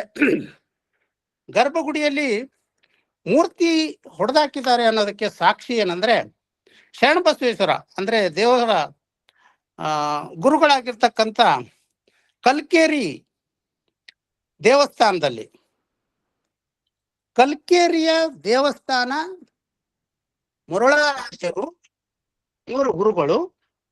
ಅಲ್ಲಿ ಇಂದಿಗೂ ಆ ದೇವಸ್ಥಾನದಲ್ಲಿ ಈ ಶರಣಬಸವೇಶ್ವರ ದೇವಸ್ಥಾನದಲ್ಲಿ ಆಗಿರ್ತಕ್ಕಂಥ ಭಗ್ನ ಮೂರ್ತಿಗಳು ಇಲ್ಲಿಂದ ಅಲ್ಲಿಗೆ ತೆಗೆದುಕೊಂಡು ಹೋಗಿ ಇಲ್ಲಿ ಹೊಸ ಮೂರ್ತಿಗಳನ್ನು ಮಾಡಿಸಿದ್ದಾರೆ. ಆ ಮೂರ್ತಿಗಳು ಭಗ್ನ ಮೂರ್ತಿಗಳು ಇಂದೂ ಸಹಿತ ನಾವು ಕಲ್ಕೇರಿಯಲ್ಲಿ ನೋಡಬಹುದು. ಇಂಥ ಒಂದು ಸಂದರ್ಭದಲ್ಲಿ ಸುಮಾರು 3-4 ದಿವಸ ದೊಡ್ಡ ಕ್ರಾಂತಿ ಆಗ್ತದೆ. ನಿಜಾಮನು ತನ್ನ ಸುತ್ತಲಿನ ಈ ಎರ್ಮರಸ್ ಕ್ಯಾಂಪ್ನಲ್ಲಿ ಇರ್ತಕ್ಕಂಥ ಸೈನ್ಯ ಬಲವನ್ನು ಸಹಿತ ಕಳಿಸ್ತಾನೆ. ಹಿಂದೂ ಮುಸ್ಲಿಮರು ಬರ್ಚಿ, ಕೊಡ್ಲಿ, ಬಡಿಗಿ ಇವೆಲ್ಲವುಗಳನ್ನು ತೆಗೆದುಕೊಂಡು ಹೋರಾಟ ಮಾಡ್ತಾ ಇರ್ತಾರೆ. ಇದರಿಂದ ಹಿಂದೂಗಳು ಸಹಿತ ರೊಚ್ಚಿಗೇಳ್ತಾರೆ, ಮುಸ್ಲಿಮರು ಸಹಿತ ರೊಚ್ಚಿಗೇಳ್ತಾರೆ. ಈ ಸಂದರ್ಭದಲ್ಲಿ ಸೊಲ್ಲಾಪುರದಲ್ಲಿ ನಾಗಪ್ಪಣ್ಣ ಅಫ್ಜಲ್ಪುರ್ಕರ್ ಅಂತ, ರಾವ್ ಬಹದ್ದೂರ್ ಅಂತ ಈ ದೊಡ್ಡಪ್ಪ ಅಪ್ಪ ಅವರ ಸಡ್ಡಕ್ಕಿರ್ತಾರೆ. ಅವರು ಸ್ವಲ್ಪ ಇನ್ಫ್ಲೂಯೆನ್ಸಿಯಲ್ ಇದ್ದಿರ್ತಾರೆ. ಅವರು ಬ್ರಿಟಿಷ್ ಸರ್ಕಾರದೊಂದಿಗೆ ನಿಕಟ ಸಂಪರ್ಕ ಹೊಂದಿರ್ತಾರೆ. ಅವರು ಇಮಿಡಿಯೇಟ್ ಆಗಿ ವೈಸ್ರಾಯನಿಗೆ ದೂರು ಕೊಡ್ತಾರೆ, ನಮ್ಮ ದೇವಸ್ಥಾನ ಹಾಳು ಮಾಡ್ತಾ ಇದ್ದಾರೆ, ಹಿಂದೂಗಳ ಮೇಲೆ ಅತ್ಯಾಚಾರ ಮಾಡ್ತಾ ಇದ್ದಾರೆ, ಈ ರೀತಿಯ ಅತ್ಯಾಚಾರವನ್ನ ತಕ್ಷಣವೇ ತಾವು ನಿಲ್ಲಿಸಬೇಕು ಅಂತೇಳಿ ವೈಸ್ರಾಯನಿಗೆ ದೂರು ನೀಡಿದಾಗ ವೈಸ್ರಾಯರು ನಿಜಾಮನನ್ನ ಫೋನ್ ಮುಖಾಂತರ ತಿಳಿಸಿ ತಕ್ಷಣವೇ ಅದನ್ನ ಸದೆ ಬಡಿಬೇಕು ಅಂದಾಗ ನಿಜಾಮನು ಸಹಿತ ಸ್ವಲ್ಪ ಹೆದರ್ಕೊಳ್ತಾನೆ. ಇಲ್ಲಿನ ಪರಿಸ್ಥಿತಿ ನಿಯಂತ್ರಣಕ್ಕೆ ಬರದೇ ಇದ್ದಾಗ ಅಲ್ಲಿ DIG ಕ್ರಾಫರ್ಡ್ ಮತ್ತು IG ಕಾಸಿಂ ಅಲಿ ಎನ್ನುವರ ನೇತೃತ್ವದಲ್ಲಿ ಸೈನ್ಯವನ್ನು ಕೊಟ್ಟು ಕಳಿಸ್ತಾರೆ. ಆಗ ಮುಸ್ಲಿಮರು ದೇವಸ್ಥಾನವನ್ನು ಬಿಟ್ಟು ದೊಡ್ಡಪ್ಪ ಅಪ್ಪ ಅವರು ಯಾವ ಮನೆಯಲ್ಲಿ ಇದ್ರು ಇವತ್ತು ಆ ಮಹಾಮನೆಯಲ್ಲಿ ಅವ್ರ ಒಳಗಡೆ ಇರ್ತಾರೆ. ಅವ್ರ ಮೇಲೆ ಅಟ್ಯಾಕ್ ಮಾಡಲು ಅನೇಕ ಜನರು ಬಾಗಿಲಿನ ಹತ್ರ ಬರ್ತಾರೆ. ಮಹಾಮನೆಯ ಬಾಗಿಲಿನ ಹತ್ರ ಬಂದಾಗ ಅಲ್ಲಿ DIG ಕ್ರಾಫರ್ಡ್ ಶೂಟ್ ಮಾಡ್ತಾರೆ ಎಲ್ಲರಿಗೆ. ಬಹಳಷ್ಟು ಜನರು ಅವ್ರು ಸತ್ತೋಗ್ತಾರೆ. ಅದರಿಂದ ಹಿಂದೂಗಳು ಸಹಿತ ಕೋಪೋದ್ರಿಕ್ತರಾಗಿ ಆ IG ಕಾಸಿಂ ಅಂತ ಇರ್ತಾನೆ, ಅವನಿಗೆ ಇವರು ಪರ್ಚಿಯಿಂದ ಚುಚ್ಚಿ ಕೊಲೆ ಮಾಡ್ತಾರೆ. ಇಂಥ ಒಂದು ಸಂದರ್ಭದಲ್ಲಿ ದಂಗೆ ವಿಕೋಪಕ್ಕೆ ಹೋಗ್ತದೆ. ಆಗ ಎಲ್ಲ ಹಿಂದೂಗಳು ದೊಡ್ಡಪ್ಪ ಅಪ್ಪ ಅವರನ್ನ ರಕ್ಷಣೆ ಮಾಡಬೇಕು, ಹೇಗಾದ್ರೂ ಮಾಡಿ ಇವರ ಜೀವಕ್ಕೆ ತೊಂದರೆ ಆಗದಂತೆ ನಾವು ನೋಡಿಕೊಳ್ಬೇಕು ಅನ್ನುವಂತ ಉದ್ದೇಶದಿಂದ ದೊಡ್ಡಪ್ಪ ಅಪ್ಪ ಅವರನ್ನ ಹಿಂಬಾಗಿಲಿನಿಂದ ಅವ್ರ ಮೇಲೆ ಕಂಬಳಿ ಹೊದಿಸಿ ಸೋಲಾಪುರಕ್ಕೆ ಕೊಟ್ಟು ಕಳಿಸ್ತಾರೆ. ಇಂಥ ಒಂದು ಘಟನೆ 3-4 ದಿನಗಳಲ್ಲಿ ಅನೇಕ ಕೊಲೆಗಳು ಆಗ್ತವೆ. ಆ ಶಾಂತಿ ಕದಡುವ ಒಂದು ಸಂದೇಶದಿಂದ ಅವರು ಅಲ್ಲಿ ಶಾಂತಿಯನ್ನ ಬ್ರಿಟಿಷ್ ಸರ್ಕಾರ ಮತ್ತು ಸೈನ್ಯ ಈ ದೊಡ್ಡಪ್ಪ ಅಪ್ಪ ಇಲ್ಲ ಅಂತ ಗೊತ್ತಾದಾಗ ಎಲ್ಲ ಮುಸ್ಲಿಮರು ವಾಪಸ್ ಹೋಗ್ಬಿಡ್ತಾರೆ. ಒಂದು ವೇಳೆ ಅಪ್ಪ ಅವರು ಅಲ್ಲೇ ಇದ್ದಿದ್ರೆ ಅವರ ಜೀವಕ್ಕೆ ಅವತ್ತು ಖಂಡಿತ ಅಪಾಯ ಇತ್ತು ಅಂತ ಇತಿಹಾಸಕಾರರು ಬರೀತಾರೆ. ಯಾವಾಗ ದೊಡ್ಡಪ್ಪ ಅಪ್ಪ ಅವರು ಹೋಗಿರ್ತಕ್ಕಂಥ ದಿನ ಯಾವುದಂದ್ರೆ 11/9/1924, ಅಲ್ಲಿಂದ 10/1/1925 ಅಂದ್ರೆ ಸುಮಾರು 5.5 ತಿಂಗಳ ಕಾಲ ಅವರು ಇಲ್ಲಿ ದೇವಸ್ಥಾನದಲ್ಲಿ ಇರಲ್ಲ. ಮಹಾಮನೆಯಲ್ಲಿ ಬಿಕು ಅಂತ ಇರ್ತದೆ, ಅವರು ಸೊಲಾಪುರದಲ್ಲಿ ಮರೆಮಾಚಿಕೊಂಡು ಇರಬೇಕಾಗ್ತದೆ. ಆಗ 5 ತಿಂಗಳ ಕಾಲ ದೇವಸ್ಥಾನದಲ್ಲಿ ಗಂಟೆ ನಾದವಾಗ್ಲಿ ಅಥವಾ ಪೂಜೆ ಪುನಸ್ಕಾರವಾಗ್ಲಿ ನಡೆಯದೇನೆ ಬಿಕೋ ಅನ್ನುವಂಥ ಶರಣಬಸವೇಶ್ವರ ದೇವಸ್ಥಾನದ ಸ್ವರೂಪವನ್ನ ನಾವು ಕಾಣಬಹುದು. ಇಂಥ ಘಟನೆಯನ್ನ ಇದೇ ಸಂದರ್ಭದಲ್ಲಿ ಡಿಸೆಂಬರ್ 26-27, 1924 ಬೆಳಗಾವಿ ಕಾಂಗ್ರೆಸ್ ಅಧಿವೇಶನ ನಡೆದಿರ್ತದೆ.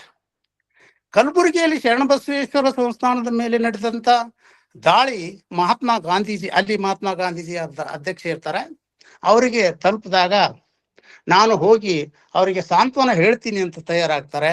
ಆದ್ರೆ ಇಂಟೆಲಿಜೆನ್ಸ್ ರಿಪೋರ್ಟ್ ಪ್ರಕಾರ ಮಹಾತ್ಮ ಗಾಂಧಿ ಇಲ್ಲಿಗೆ ಬಂದ್ರೆ ಅವರ ಜೀವಕ್ಕೂ ಸಹಿತ ಸಂದೇಶ ಬಂದಾಗ ಅವರು ಆಗ ಬರಲ್ಲ. ಅವರ ಶಿಷ್ಯರಾದ ಶೌಕತ್ ಅಲಿ ಮತ್ತು ಕಾಸಿಂ ಅಲಿಯನ್ನ ಕೊಟ್ಟು ಕಳಿಸಿ ಇಲ್ಲಿನ ಆಗುಹೋಗುಗಳ ಬಗ್ಗೆ ರಿಪೋರ್ಟ್ ಅನ್ನ ತಂದುಕೊಳ್ಳಲಿಕ್ಕೆ ಹೇಳ್ತಾರೆ. ತದನಂತರ ಮುಂದೆ ಕೆಲವೇ ದಿನಗಳಲ್ಲಿ ಅಂದ್ರೆ 24/5/1925 ಗಾಂಧೀಜಿ ದೇವಸ್ಥಾನಕ್ಕೆ ಭೇಟಿ ಕೊಟ್ಟು ಇಲ್ಲಿನ ಪರಿಸ್ಥಿತಿಯನ್ನು ಕುರಿತು ವೈಸ್ರಾಯರಿಗೆ ಪತ್ರ ಬರೀತಾರೆ. ಪತ್ರ ಬರೆಯದಲ್ಲದೆ ನಮ್ಮ ಹಿಂದೂಗಳಿಗೆ ಮತ್ತು ಇಲ್ಲಿ ಸಾಮಾನ್ಯ ಜನರಿಗೆ ತುಂಬಾ ಕಷ್ಟ ಆಗ್ತಾ ಇದೆ. ನಿಜಾಮನ ಒಂದು ಉದ್ದೇಶ ಏನಿತ್ತಂದ್ರೆ ಇದು ಒಂದೇ ದೇವಸ್ಥಾನದ ಮೇಲೆ ಯಾಕೆ ಅವರು ಅಷ್ಟೊಂದು ಕಣ್ಣಿಟ್ಟಿದ್ರಂದ್ರೆ ಸುತ್ತಮುತ್ತಲು ಅನೇಕ ಭಕ್ತಾದಿಗಳು ಶರಣಬಸವೇಶ್ವರ ದೇವಸ್ಥಾನ ಅಂದ್ರೆ ನಮ್ಮ ಒಂದು ಆರಾಧ್ಯ ದೈವ, ಅದು ಕೇಂದ್ರ ಬಿಂದು, ಹಿಂದೂಗಳ ಕೇಂದ್ರ ಬಿಂದು. ಒಂದು ವೇಳೆ ಶರಣಬಸವೇಶ್ವರ ದೇವಸ್ಥಾನವನ್ನ ಅಲಿಗಾಡಿಸಿದ್ರೆ ಇಡೀ ಹಿಂದೂಗಳು ತಾವಾಗಿಯೇ ಮೌನ ವಹಿಸುವರು ಅನ್ನುವಂಥ ಉದ್ದೇಶದಿಂದ ಮಾತ್ರ ಈ ನಿಜಾಮನು ಶರಣಬಸವೇಶ್ವರರ ಮೇಲೆ ಅಷ್ಟೊಂದು ದಬ್ಬಾಳಿಕೆ ಮಾಡ್ತಾ ಇದ್ರು. ಗಾಂಧೀಜಿ ಬರ್ತಾರೆ. ಬಂದ ಮೇಲೆ ಇಲ್ಲಿನ ಪರಿಸ್ಥಿತಿಯನ್ನು ಅವಲೋಕಿಸಿ ವೈಸ್ರಾಯರಿಗೆ ಪತ್ರ ಬರೀತಾರೆ.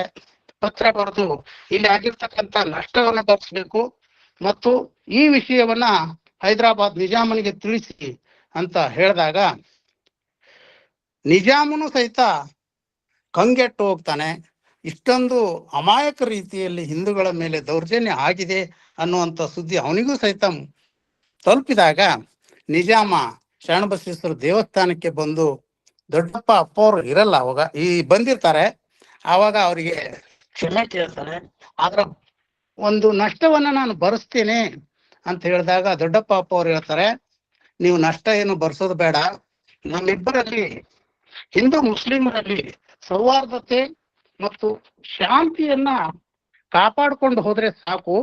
ಅದನ್ನ ತಾವು ಮನಗಂಡು ಇಲ್ಲಿನ ಜನತೆಗೆ ಸಂದೇಶವನ್ನು ನೀಡಿದ್ರೆ ಸಾಕು, ನನಗೆ ನಷ್ಟ ಭರಿಸೋದು ಬೇಕಾಗಿಲ್ಲ ಅಂತ ಹೇಳಿದ್ರು ಸಹಿತ ವೈಸ್ರಾಯರವರು ಇದೆಲ್ಲ ಆಗಲ್ಲ, ನೀನ್ ನಷ್ಟ ಭರಿಸಲೇಬೇಕು ಅಂತ ಆದೇಶ ನೀಡಿದ ಕಾರಣ 25,000, ಅಂದಿನ ಕಾಲದಲ್ಲಿ 25,000 ನಷ್ಟವನ್ನ ನಿಜಾಮ ದೊಡ್ಡಪ್ಪ ಅಪ್ಪ ಅವರ ಸಂಸ್ಥಾನಕ್ಕೆ ನೀಡುತ್ತಾರೆ. ಅದಲ್ಲದೆ ಇದಾದ ನಂತರ ಸ್ವಲ್ಪ ದಿನಗಳಲ್ಲಿ ಶಾಂತಿ ಮೇಲ್ನೋಟಕ್ಕೆ ಕಾಣ್ತದೆ, ಆದ್ರೆ ಆಂತರಿಕವಾಗಿ ಇವರಿಬ್ಬರಲ್ಲಿ ಇರ್ತಕ್ಕಂಥ ವೈಷಮ್ಯವನ್ನ ಕಡಿಮೆ ಮಾಡಲಿಕ್ಕೆ ಸಾಧ್ಯನೇ ಆಗಲ್ಲ. ಆವಾಗ ದೊಡ್ಡಪ್ಪ ಅಪ್ಪ ಅವರು ಖಡ್ಗ ಮತ್ತು ಬರ್ಚಿಗಳಿಂದ ನಾವು ಯಶಸ್ಸನ್ನು ಸಾಧಿಸಲು ಸಾಧ್ಯ ಇಲ್ಲ, ಅದಕ್ಕೋಸ್ಕರ ಅದಕ್ಕೆ ಇನ್ನೊಂದು ಮಾರ್ಗವನ್ನು ಹುಡ್ಕೋಣ ಅಂತ ಹೇಳಿ 1928ರಲ್ಲಿ ನಮ್ಮೆಲ್ಲ ಹಿಂದೂಗಳು ಒಗ್ಗಟ್ಟಿಗೆ ಸೇರಿ ಒಂದು ಒಗ್ಗಟ್ಟು ಪ್ರದರ್ಶನವನ್ನು ಮಾಡೋಣ ಅನ್ನುವಂಥ ಉದ್ದೇಶದಿಂದ ಕಲಬುರಗಿಯಲ್ಲಿ 14ನೇ ಕನ್ನಡ ಸಾಹಿತ್ಯ ಸಮ್ಮೇಳನವನ್ನ ಏರ್ಪಡಿಸ್ತಾರೆ. ಇದಕ್ಕೆ ಸಾವಿರಾರು ಜನರು ಬಂದು ನಮ್ಮ ಸಂಘಟನೆ, ನಾವು ಹಿಂದೂಗಳು ಮತ್ತು ಇಲ್ಲಿ ನಮ್ಮ ಮೇಲೆ ಆಗ್ತಕ್ಕಂಥ ದೌರ್ಜನ್ಯಗಳು ಖಂಡಿಸಬೇಕು ಅನ್ನುವಂಥ ಒಂದು ನಿರ್ಣಯ ಮತ್ತು ಜೊತೆಗೆ ಅದೇ ಒಂದು ಸಮ್ಮೇಳನದಲ್ಲಿ ಇನ್ನು ಮುಂದೆ ಹೆಣ್ಣು ಮಕ್ಕಳಿಗೆ ಶಿಕ್ಷಣವನ್ನು ಕೊಡಬೇಕು. ಆದರೆ ಆಗಿನ ಕಾಲದಲ್ಲಿ ಶಿಕ್ಷಣ ಕೇವಲ ಉರ್ದು, ಮರಾಠಿ, ಮೋಡಿ ಇವುಗಳನ್ನು ಮಾತ್ರ ಇತ್ತು, ಕನ್ನಡ ಸಹಿತ ಇರಲಿಲ್ಲ. ಕನ್ನಡ ಪ್ರಾಥಮಿಕ ಶಾಲೆಗಳಲ್ಲಿ, ಸರ್ಕಾರಿ ಶಾಲೆಗಳಲ್ಲಿ ಇದ್ರೂ ಸಹಿತ ಅಲ್ಲಿ ಕನ್ನಡಕ್ಕೆ ಅಷ್ಟೊಂದು ಮಹತ್ವ ಇರಲಿಲ್ಲ. ಈ ಸಮ್ಮೇಳನಕ್ಕೆ BM ಶ್ರೀ ಅವರು ಅಧ್ಯಕ್ಷತೆ ವಹಿಸಿರ್ತಾರೆ.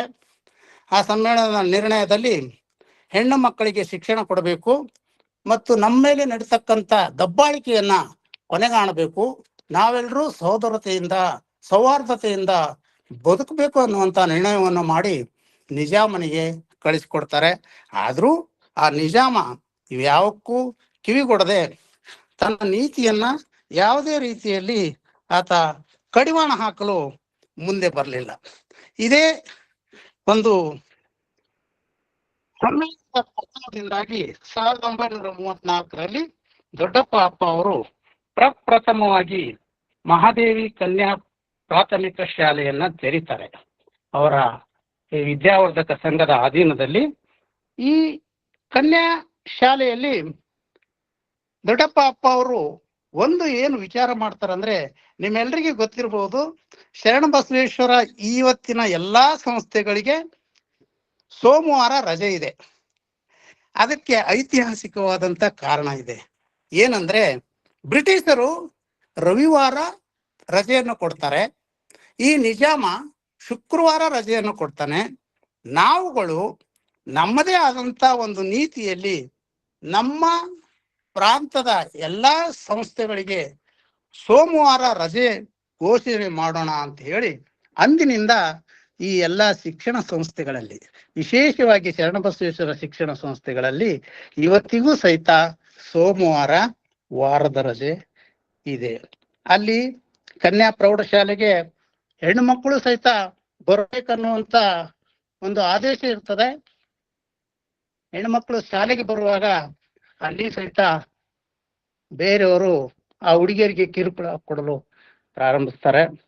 ಆಗ ದೊಡ್ಡಪ್ಪ ಅಪ್ಪ ಅವರು ಅಲ್ಲಿ ಬರ್ತಕ್ಕಂಥ ಹುಡುಗಿಯರಿಗೆ ಟಾಂಗಾಗಳು ಮತ್ತು ಒಂಟೆ ಎತ್ತಿನ ಗಾಡಿಗಳು ವ್ಯವಸ್ಥೆ ಮಾಡಿ ಅದರ ಖರ್ಚು ವೆಚ್ಚವೆಲ್ಲವೂ ಈ ಸಂಸ್ಥಾನದಿಂದಲೇ ಭರಿಸುವಂತ ವ್ಯವಸ್ಥೆ ಮಾಡಿ ಶಿಕ್ಷಣವನ್ನ ಪುನರುತ್ಥಾನ ಮಾಡೋಣ, ಶಿಕ್ಷಣದ ಏಳಿಗೆಗೆ ನನ್ನ ಕೊಡುಗೆ ಇರಲಿ ಅಂತ ಹೇಳಿ ಅವರಿಗೆ ಸಹಾಯ ಮಾಡಿ ವಿದ್ಯಾಭ್ಯಾಸವನ್ನ ಮುಂದುವರಿಸಲು ದೊಡ್ಡಪ್ಪ ಅಪ್ಪ ಅವರು ಶ್ರಮಿಸ್ತಾರೆ.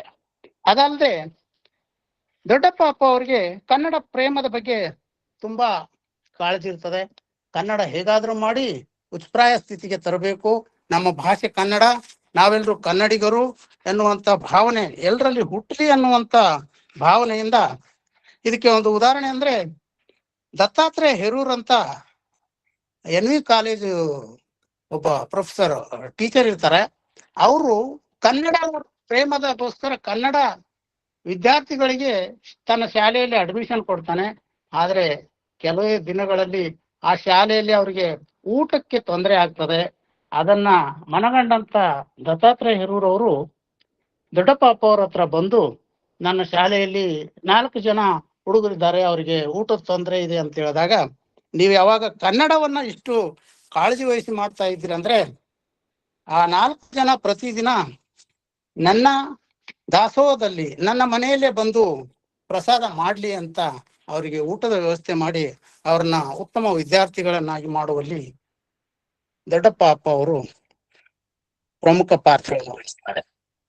ಇದೇ ಸಂದರ್ಭದಲ್ಲಿ ಈ ದೊಡ್ಡಪ್ಪ ಅಪ್ಪ ಅವರ ಇತಿಹಾಸ ನೋಡಿದ್ರೆ ಕ್ಷಣ ಕ್ಷಣಕ್ಕೂ ರೋಮಾಂಚನಕಾರಿಯಾಗಿರ್ತಕ್ಕಂಥ ಕಾನೂನುಗಳು, ಕ್ಷಣ ಕ್ಷಣಕ್ಕೂ ರೋಮಾಂಚನಕಾರಿಯಾಗಿರ್ತಕ್ಕಂಥ ವಿಷಯಗಳು ಈ ದೇವಸ್ಥಾನಗಳ ಮೇಲೆ ಮತ್ತು ಇಲ್ಲಿರ್ತಕ್ಕಂಥ ಹಿಂದೂಗಳ ಮೇಲೆ ಅಪ್ರತ್ಯಕ್ಷವಾಗಿ ಹೇರ್ತಾ ಇರೋದನ್ನ ನಾವು ನಿಜವಾಗ್ಲೂ ನೋವಿನಿಂದ ಹೇಳುವಂತ ಮಾತುಗಳಾಗಿವೆ ಅಂತ ಹೇಳ್ಬಹುದು.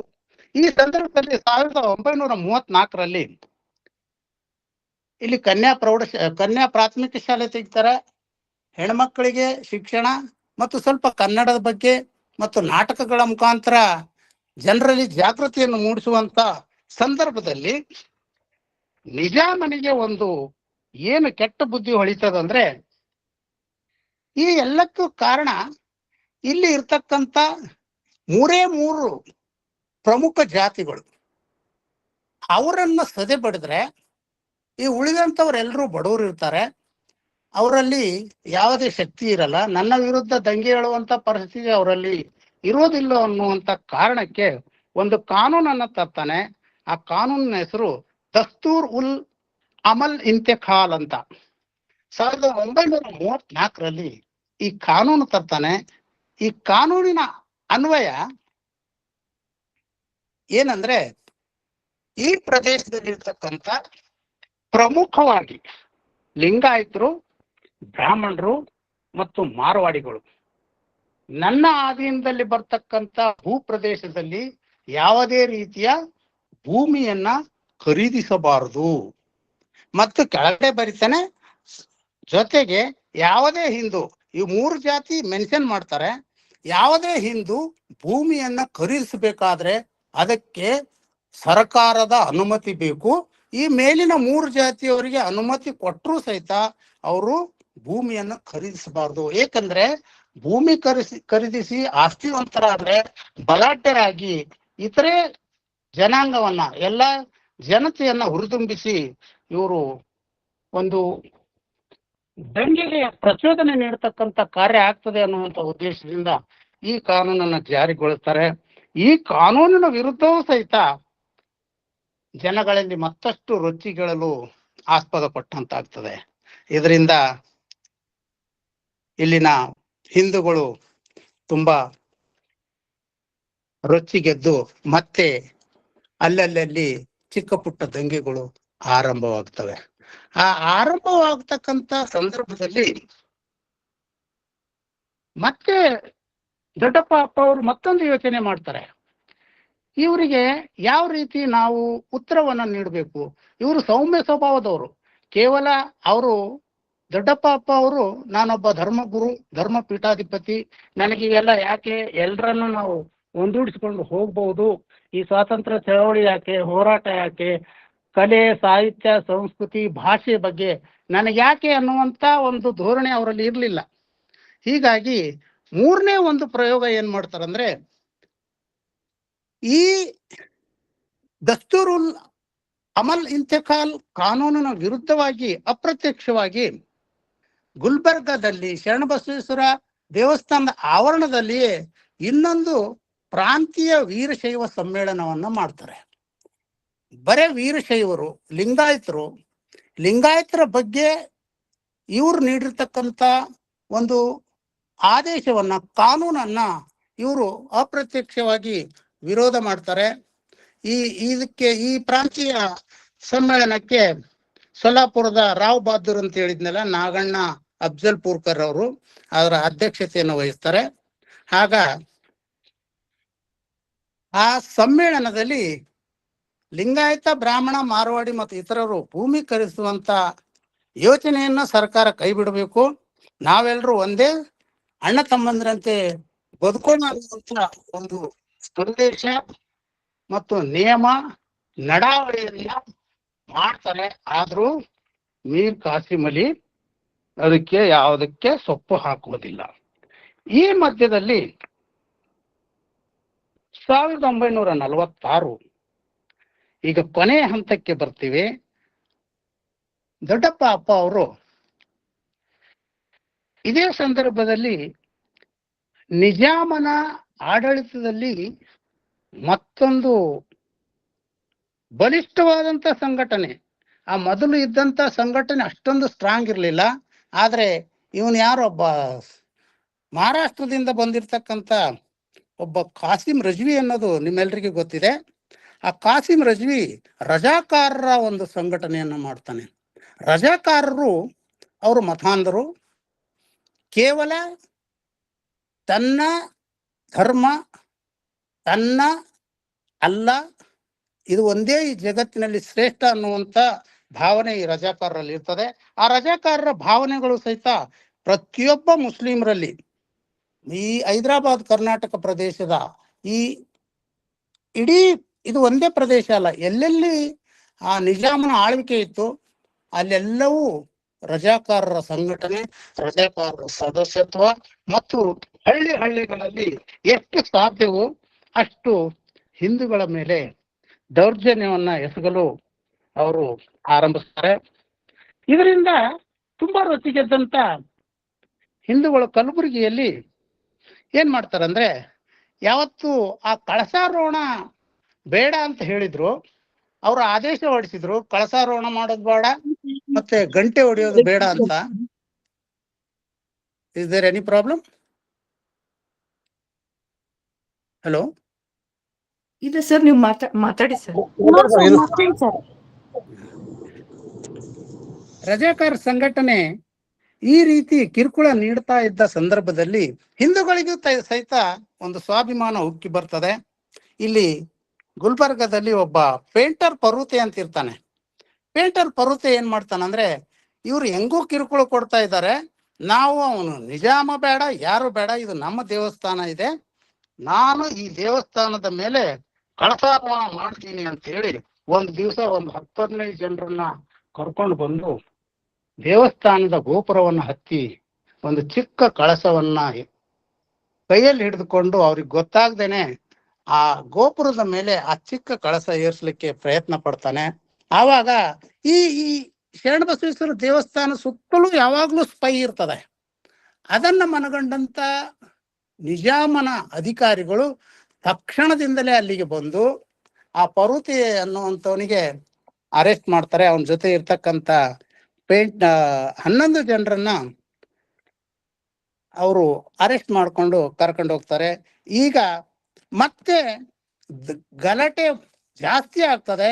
ನೀವು ಒಂದು ವೇಳೆ ಇಲ್ಲಿದ್ರೆ ನಿಮ್ಮನ್ನು ಸೂಟ್ ಮಾಡ್ತೀವಿ ಅಂತ ಅಲ್ಲಿ ಬಂದಂತ ಅಧಿಕಾರಿಗಳು ಹೇಳಿದಾಗ ಪುನಃ ದೊಡ್ಡಪ್ಪ ಅಪ್ಪ ಅವರು ಸೊಲ್ಲಾಪುರಕ್ಕೆ ಹೋಗಬೇಕಾದಂತ ಪರಿಸ್ಥಿತಿ ಬರ್ತದೆ. ಆಗ 1947ರಲ್ಲಿ ಭಾರತ ಸ್ವಾತಂತ್ರ್ಯ ಆಗ್ತದೆ. ಆದ್ರೂ ಸಹಿತ ನಮ್ಮ ಪ್ರದೇಶಕ್ಕೆ ಸ್ವಾತಂತ್ರ್ಯದ ಒಂದು ಸಿಹಿ ದೊರಕದೇ ಇದ್ದಾಗ 48ರವರೆಗೂ ನಿಮ್ಮೆಲ್ರಿಗೂ ಗೊತ್ತಿದೆ, ಸರ್ದಾರ್ ವಲ್ಲಭಭಾಯಿ ಪಟೇಲ್ ಅವರು ಪೊಲೀಸ್ ಆಕ್ಷನ್ ಮುಖಾಂತರ, ಪೊಲೀಸ್ ಕಾರ್ಯಾಚರಣೆ ಮುಖಾಂತರ ನಿಜಾಮನ ಮೇಲೆ ದಾಳಿ ಮಾಡಿ ಅದನ್ನ ವಶಪಡಿಸಿಕೊಂಡಾಗ, ಅದನ್ನ ಸಂಪೂರ್ಣವಾಗಿ ಬ್ರಿಟಿಷರ ಕೈಗೆ ಬಂದಾಗ ಇಲ್ಲಿ ಜಯಂತ್ ಚೌಧರಿ ಅಂತ ಅಲ್ಲಿನ ಅಧಿಕಾರಿಯಾಗಿ ನೇಮಿಸ್ತಾರೆ. ಜಯಂತ್ ಚೌಧರಿ ನಿಜಾಮರ ಹೈದರಾಬಾದಿನ ಮುಖ್ಯಸ್ಥನಾದ ಮೇಲೆ ಅವರು ಪುನಃ ಮೊದಲಿನ ಕಾನೂನುಗಳನ್ನು ಯಾವ ರೀತಿಯಾಗಿದ್ದುವು ಅದನ್ನೇ ಮುಂದುವರ್ಸ್ಕೊಂಡು ಹೋಗ್ತಾರೆ. ಅದರಲ್ಲಿ ಯಾವುದೇ ಬದಲಾವಣೆ ಮಾಡೋದಾಗ್ಲಿ ಇನ್ಯಾವುದೇ ಮಾಡೋದು, ಚೌಧರಿ ಇನ್ನೂ ಸ್ಟಾರ್ಟಿಂಗ್ ಇರ್ತದೆ, ಅವರಿಗೂ ಸ್ಟಡಿ ಮಾಡಕ್ಕೆ ಟೈಮ್ ಬೇಕಾಗಿರ್ತದೆ. ಆಗ ಇವರೆಲ್ಲರೂ ಈಗಾದ್ರೂ ನಾವು ಸ್ವತಂತ್ರರಾಗಿದ್ದೀವಿ, ನಾವು ಮುಂದೆ ನಮ್ಮ ಅನಿಸಿಕೆಗಳನ್ನ ಸರ್ಕಾರದ ಮುಂದೆ ಮಂಡಿಸಬಹುದು ಅನ್ನುವಂಥ ಉದ್ದೇಶದಿಂದ ಜಯಂತ್ ಚೌಧರಿಗೆ ಭೇಟಿಯಾಗಲು ಅನುಮತಿ ಕೇಳ್ತಾರೆ. ಅವರು ಸಮಯ ಕೊಡಲ್ಲ. ಆಗ ಮತ್ತು ಈ ಹಿಂದೂಗಳು, ದೊಡ್ಡಪ್ಪ ಅಪ್ಪ ಅವ್ರದ್ದು ಒಂದು ದೊಡ್ಡ ಗುಣ ಏನಂದ್ರೆ, ಮತ್ತೆ ಶಾಂತ ರೀತಿಯಿಂದಲೇ ಅವರಿಗೆ ಉತ್ತರ ನೀಡೋಣ ಅಂತ ಹೇಳಿ 1949 32ನೇ ಕನ್ನಡ ಸಾಹಿತ್ಯ ಸಮ್ಮೇಳನವನ್ನ ಉತ್ತಂಗಿ ಚೆನ್ನಪ್ಪ ಅವರ ಅಧ್ಯಕ್ಷತೆಯಲ್ಲಿ ನೆರವೇರಿಸ್ತಾರೆ. ಇಲ್ಲಿ ಇಲ್ಲಿ ಇರ್ತಕ್ಕಂಥ ನಡಾವಳಿಗಳು ಏನಂದ್ರೆ ಕನ್ನಡಕ್ಕೆ ಆದ್ಯತೆ ಕೊಡಬೇಕು ಮತ್ತು ಈ ದೇವಸ್ಥಾನದಲ್ಲಿ ಶರಣಬಸವೇಶ್ವರ ದೇವಸ್ಥಾನದ ಮೇಲೆ ಆಗಿರ್ತಕ್ಕಂಥ ಅತ್ಯಾಚಾರ ಮತ್ತು ಕಳಸಾರೋಹಣಕ್ಕೆ ನಿರ್ಬಂಧ, ಗಂಟೆ ಬಾರಿಸುವುದಕ್ಕೆ ನಿರ್ಬಂಧ ಇವೆಲ್ಲವನ್ನ ತೆಗೆಯಬೇಕು ಮತ್ತು ಕನ್ನಡದಲ್ಲಿ ಶಾಲೆಗಳನ್ನ ತೆಗೆಯುವಂತ ಅನುಮತಿ ಸರ್ಕಾರ ನೀಡಬೇಕು. ಮೊದಲು ನಿಜಾಮನ ಆಡಳಿತದಲ್ಲಿದ್ದಾಗ ಸ್ವಲ್ಪ ಯಾವುದೇ ಭಾಷಣ ಮಾಡಬೇಕಾದ್ರೆ ಮುಖ್ಯ ಅತಿಥಿಗಳು ಹಿಂಜರಿತಾ ಇದ್ರು. ಆದ್ರೆ ಇವತ್ತು 49 ಈಗೆಲ್ಲವೂ ಸಂಪೂರ್ಣವಾಗಿ ವಿಮೋಚನೆಗೊಂಡು ಸ್ವತಂತ್ರ ಆಗಿರತಕ್ಕಂಥ ಸಂದರ್ಭದಲ್ಲಿ ಉತ್ತಂಗಿ ಚೆನ್ನಪ್ಪ ಅವರು ತುಂಬಾ ವಿವರವಾಗಿ ಮತ್ತು ಕಾನೂನಾತ್ಮಕವಾಗಿ ಸರ್ಕಾರಕ್ಕೆ ತಮ್ಮ ಸಂದೇಶವನ್ನು ಕಳಿಸಿಕೊಟ್ಟಾಗ ಜೆ.ಎನ್. ಚೌಧರಿ ಅವರು 19 ಮಾರ್ಚ್ 1949ರಲ್ಲಿ ಒಂದು ಆದೇಶವನ್ನು ಹೊರಡಿಸ್ತಾರೆ. ಇಂದಿನಿಂದ ನೀವು ಶರಣಬಸವೇಶ್ವರ ದೇವಸ್ಥಾನದ ಮೇಲೆ ಕಳಸಾರೋಹಣ ಮಾಡಬಹುದು ಮತ್ತು ಕನ್ನಡ ಶಾಲೆಗಳನ್ನು ತೆಗಿಬಹುದು. ಕನ್ನಡ ಶಾಲೆ ಮತ್ತು ನೀವೆಲ್ಲರೂ ಸುಖ ಶಾಂತಿಯಿಂದ ಬಾಳಬಹುದು ಅಂತ ಈ ಕನ್ನಡ ಸಾಹಿತ್ಯ ಸಮ್ಮೇಳನಕ್ಕೆ ಇಲ್ಲಿ ನೆರೆದಿರ್ತಕ್ಕಂಥ ಜನತೆಗೆ ಹೆದರಿಕೊಂಡು ಈ ಜೆ.ಎನ್. ಚೌಧರಿ ಅವರು ಆದೇಶವನ್ನ ನೀಡ್ತಾರೆ ಅಂತ ಇತಿಹಾಸಕಾರ ಹೇಳ್ತಾರೆ. ಆ ಒಂದು ಇದರ ಕಾರ್ಯಕ್ರಮದ ಪರಿಣಾಮವಾಗಿ ಶರಣಬಸವೇಶ್ವರರು 2ನೇ ಸಂಸ್ಥೆ ಶರಣಬಸವೇಶ್ವರ ಪ್ರೌಢಶಾಲೆಯನ್ನ ಆರಂಭಿಸ್ತಾರೆ. ಅದರಿಂದ ಮುಂದೆ ದೊಡ್ಡಪ್ಪ ಅಪ್ಪ ಅವರು, ಅವರ ಮಗ ಶರಣಬಸವೇಶ್ವರ ಅಪ್ಪ ಅವರು ಒಂದು ಮುಂದಾಳತ್ವದಲ್ಲಿ ಶರಣಬಸವೇಶ್ವರ ಸಂಸ್ಥಾನ ತುಂಬಾ ಮುಂದುವರಿದು ಈಗ ನಿಮ್ಮೆಲ್ಲರಿಗೂ ಗೊತ್ತಿದೆ, ಇಡೀ ಕಲಬುರಗಿ ಪ್ರಾಂತದಲ್ಲಿ ಶರಣಬಸವೇಶ್ವರ ಸಂಸ್ಥಾನ ಉತ್ತುಂಗ ಮಟ್ಟದಲ್ಲಿದ್ದು ವಿಶ್ವವಿದ್ಯಾಲಯವಾಗಿದೆ. ಇದು ದೊಡ್ಡಪ್ಪ ಅಪ್ಪ ಅವರು ತಮ್ಮ ಜೀವನದುದ್ದಕ್ಕೂ ಕೈಗೊಂಡಂತ ಸಂಘರ್ಷ ಮತ್ತು ಅವರು ಅನುಭವಿಸಿದಂತ ಕಷ್ಟ, ನೋವು, ನಲಿವುಗಳನ್ನ ನಾವು ಇನ್ನೂ ಕುಲಂಕುಷವಾಗಿ, ಇದು ನಾನು ಕೇವಲ ಶಾರ್ಟ್ ಆಗಿ ಹೇಳಿದ್ದೀನಿ. ಇನ್ನೂ ಹೆಚ್ಚಿನ ವಿಷಯಗಳಿಗೆ ನನಗೆ ಅಷ್ಟೊಂದು ನಾಲೆಜ್ ಇಲ್ಲ, ನಾನು ಅಧಿಕಾರಿ, ಆದರೂ ನನಗೆ ಗೊತ್ತಿದ್ದಷ್ಟು ಮಾತ್ರ ಮಾತಾಡಿದ್ದೀನಿ ಅಂತ ಹೇಳ್ತಾ ನನ್ನ ಉಪನ್ಯಾಸವನ್ನ ಇಲ್ಲಿಗೆ ಮುಗಿಸ್ತೇನೆ. ಎಲ್ರಿಗೂ ಶರಣಾರ್ಥಿಗಳು.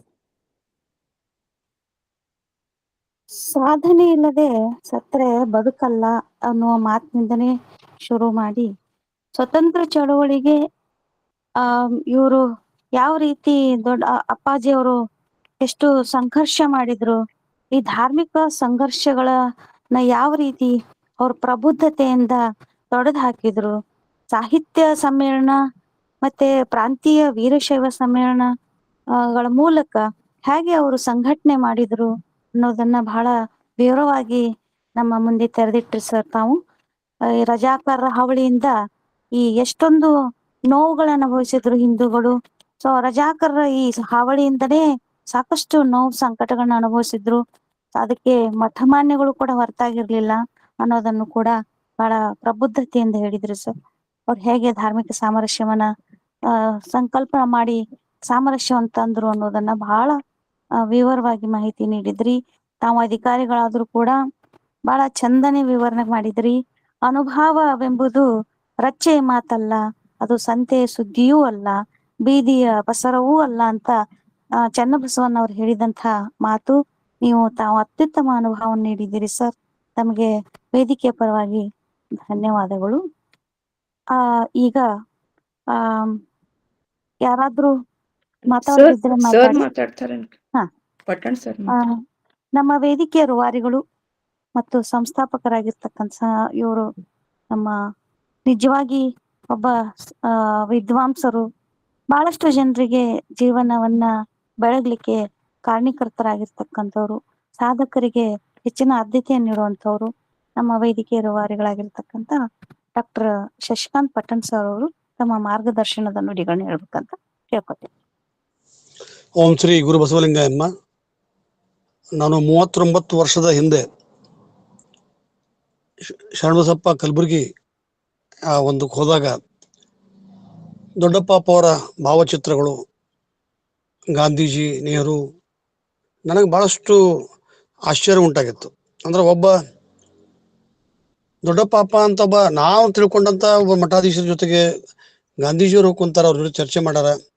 ಕರ್ನಾಟಕದ ಬಹುತೇಕ ನಿಜಲಿಂಗಪ್ಪನವರು, ಕಂಠಿಯವರು, ವೀರೇಂದ್ರ ಪಾಟೀಲ್ರು, ರಾಂಪುರಿ ಅವರು, ನನಗೆ ಆಶ್ಚರ್ಯ ಆಗ್ತೀವಿ ಎಂಥ ವ್ಯಕ್ತಿತ್ವ ಅಂತ ತಿಳ್ಕೊಂಡು ಓದ್ತಾ ನೋಡಿದಾಗ ದೊಡ್ಡಪ್ಪ ಅವರ ಕೊಡುಗೆ ಇವತ್ತೇನಾದ್ರೂ ಹೈದರಾಬಾದ್ ಕರ್ನಾಟಕದೊಳಗ ಕನ್ನಡದ ಅಸ್ಮಿತೆಯನ್ನು ಉಳಿಸ್ಕೊಳ್ಬೇಕಾದ್ರೆ, ಕನ್ನಡದ ಶಾಲೆಗಳನ್ನು ತೆಗಿಬೇಕಾದ್ರೆ, ಮಹಿಳೆಯರಿಗೆ ವಿಶೇಷವಾಗಿ ಅವರ ಮಡದಿಯಾದಂಥ ಗುದುತಾಯಿಯವರ ಹೆಸರಿನೊಳಗೆ ಅಕ್ಕಮಹಾದೇವಿ ಕನ್ನಡ ಕನ್ಯಾ ಶಾಲೆಗಳನ್ನು ತೆಗೆದು ಮಹಾರಾಷ್ಟ್ರದ, ಆಂಧ್ರದ ಮತ್ತು ರಜಾಕರ್ ಹೈದರಾಬಾದ್ ಕರ್ನಾಟಕರ ಒಂದು ಬಾರ್ಡರ್ಗೆ ಕೊಟ್ಟಂತ ಈಗ ಕಲಬುರಗಿ ಒಂದು ವೇಳೆ ದೊಡ್ಡಪ್ಪ ಅವರ ನಿಲ್ಲಲಿಲ್ಲ ಅಂದ್ರೆ ಖಂಡಿತ ಅದು ನಮ್ಮ ಕಲಬುರಗಿ ಕರ್ನಾಟಕಕ್ಕೆ ಬರ್ತಿರ್ಲಿಲ್ಲ.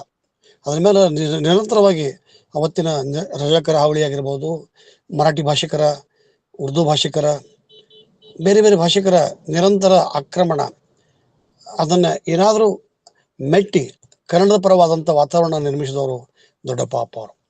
ಸ್ವಾತಂತ್ರ್ಯ ಹೋರಾಟಕ್ಕಾಗಿ ಕೊಟ್ಟರು, ಕರ್ನಾಟಕ ಏಕೀಕರಣಕ್ಕೆ ಕೊಟ್ಟರು, ಅಥವಾ ಅವಾಗ ಗೊತ್ತಾಗಲಾರಂಥ ವೀರಶೈವ ಮಹಾಸಭೆ, ಕನ್ನಡ ಸಾಹಿತ್ಯ ಸಮ್ಮೇಳನ, BM ಶ್ರೀಕಂಠಿ ಅಂತ ದಿಗ್ಗಜರು ಅವರಿಗೆ ಕರೆದು ಅಲ್ಲಿ ಕಲಬುರಗಿಯೊಳಗ ಮಾಡಿಕೊಟ್ರು. ಅಂದ್ರೆ ಈ ಎಲ್ಲವನ್ನು ನೋಡಿದಾಗ ಬಹುಶಃ ದೊಡ್ಡಪ್ಪ ಅವರು ಆ ಭಾಗದೊಳಗ ಒಂದು ವಚನ ಪರಂಪರೆ, ಶರಣ ಪರಂಪರೆ, ಬಸವಣ್ಣನವರ ಶರಣರ ಆಶಯಗಳನ್ನ ಮುಂದಿನ ಜನಾಂಗಕ್ಕೆ ಒಯ್ಯಬೇಕು ಅಂತಕ್ಕಂಥ ಒಂದು ತತ್ವಕ್ಕೆ ಅನುಗುಣವಾಗಿ ಮಾಡಿದರು. ಅವರು ಕಮಿಷನರು ನನಗೆ ಗೊತ್ತಿಲ್ಲ ಅಂತ, ಅದು ವಿನಮ್ರ ಭಾವ, ಅದು ವಿನಯ ಭಾವ. ಆತ್ಮೀಯ ಸ್ನೇಹಿತರಾದಂಥ ದಿವಾಕರ್ ಸರ್ ಬಹಳಷ್ಟು ವಿಚಾರಗಳನ್ನ ಇಲ್ಲಿ ಒಮ್ಮೆ ಹಾಕಿದರು. ಜೊತೆಗೆ ಇವತ್ತು ರೇಣುಕಾ ಪಾಟೀಲ್ ಅವರ ಸೋದರನಾದಂಥ ಸೋಮನಾಥ್ ಪಾಟೀಲ್, ಅವರ ರೇಣುಕಾ ಸೋಮನಾಥ್ ಪಾಟೀಲ್ ತಮ್ಮನ ಹೆಸರೊಳಗ ಬಸವರಾಜ್ ಫಕೀರಪ್ಪ ಮುಳುಗುಂದ್ ಅಂತ ತಿಳ್ಕೊಂಡು ಅವರ ಹೆಸರೊಳಗೆ ದತ್ತಿ ಇಟ್ಟರು. ರೇಣುಕಾ ಅಕ್ಕವರು ನಮ್ಮ ವೇದಿಕೆಗೆ ಒಂದು ಆನೆ ಬಲವನ್ನು ತಂದುಕೊಟ್ಟಂಥವ್ರು, ತನುಮನ ಘನದಿಂದ ಕಾರ್ಯವನ್ನು ಮಾಡ್ತಕ್ಕಂಥವ್ರು. ಮೊಟ್ಟ ಮೊದಲಿಗೆ ತಂದೆ ತಾಯಿ ಇವರು ಇಲ್ರಿ ನಮ್ಮ ತಮ್ಮನ ಹಿಂಗಿದ್ದ, ಅವನ ಹೆಸರನ್ನ ನಾನು ಕೊಡ್ತೀನಿ, ಆತ ಇಷ್ಟೊಂದು ನಾನು ಇವತ್ತೇನಾದರೂ ಬಸವ ತತ್ವಕ್ಕೆ ಬರ್ಬೇಕಾದ್ರೆ ನನ್ನ ತಮ್ಮ ಕಾರಣ, ಅಷ್ಟೊಂದು ಆತ ತೊಡಗಿಸಿಕೊಂಡ ಅಂತ ಹೇಳಿದಾಗ ನನಗೆ ಕಣ್ಣ ನೀರು ಬಂತು. ಅಂತ ಒಂದು ಬಸವರಾಜ್ ಫಕೀರಪ್ಪ ಮುಳುಗುಂದ್ ಅವರು ಕುರ್ತುಕೋಟಿ, ನಮ್ಮ ತಾಯಿ ತವರು ಪಕ್ಕದ ಊರು. ರೇಣುಕಾ ಅಕ್ಕ ಅವರು ಅದನ್ನು ಹೇಳಿದಾಗ ಇಲ್ಲ ನಾನು ದತ್ತಿ ಇಡ್ತೀನಿ ಅಂತ ತಿಳ್ಕೊಂಡು ಹೇಳಿದರು. ಅವರಿಗೆ, ಅವ್ರ ಕುಟುಂಬದವರಿಗೆ. ರೇಣುಕಾ ಅಕ್ಕ ಅವರು ಇಷ್ಟು ವಚನ ಸಾಹಿತ್ಯವನ್ನು ಓದ್ತಾರ ಅಥವಾ ಇಷ್ಟು ತೊಡಗಿಸ್ಕೊಂತಾರ ಅಂತ ನನಗೆ ಅನ್ಸಿರ್ಲಿಲ್ಲ. ಕಳೆದ 4-5 ತಿಂಗಳೊಳಗೆ ಎಲ್ಲ ವಚನ ವಿಶ್ಲೇಷಣೆ, ಇದನ್ನ ನೋಡ್ರಿ ಸರ, ಇದನ್ನ ಮಾಡ್ತೀನಿ, ಆ ಕುತೂಹಲ, ಆಸಕ್ತಿ, ಹಸಿವು ಅದು ಎಷ್ಟೊಂದು ಮಟ್ಟಿಗೆ ಹೋಯ್ತಂದ್ರೆ ರೇಣುಕಾ ಅಕ್ಕ ಅವರು ಆಧುನಿಕ ಶರಣೆ ಅಂತಂದ್ರೆ ತಪ್ಪಾಗ್ಲಿಕ್ಕಿಲ್ಲ. ಅಕ್ಕನಾಗಮ್ಮನ ಪಾತ್ರವನ್ನ ಹೆಂಗ ಒಯ್ದ್ರು.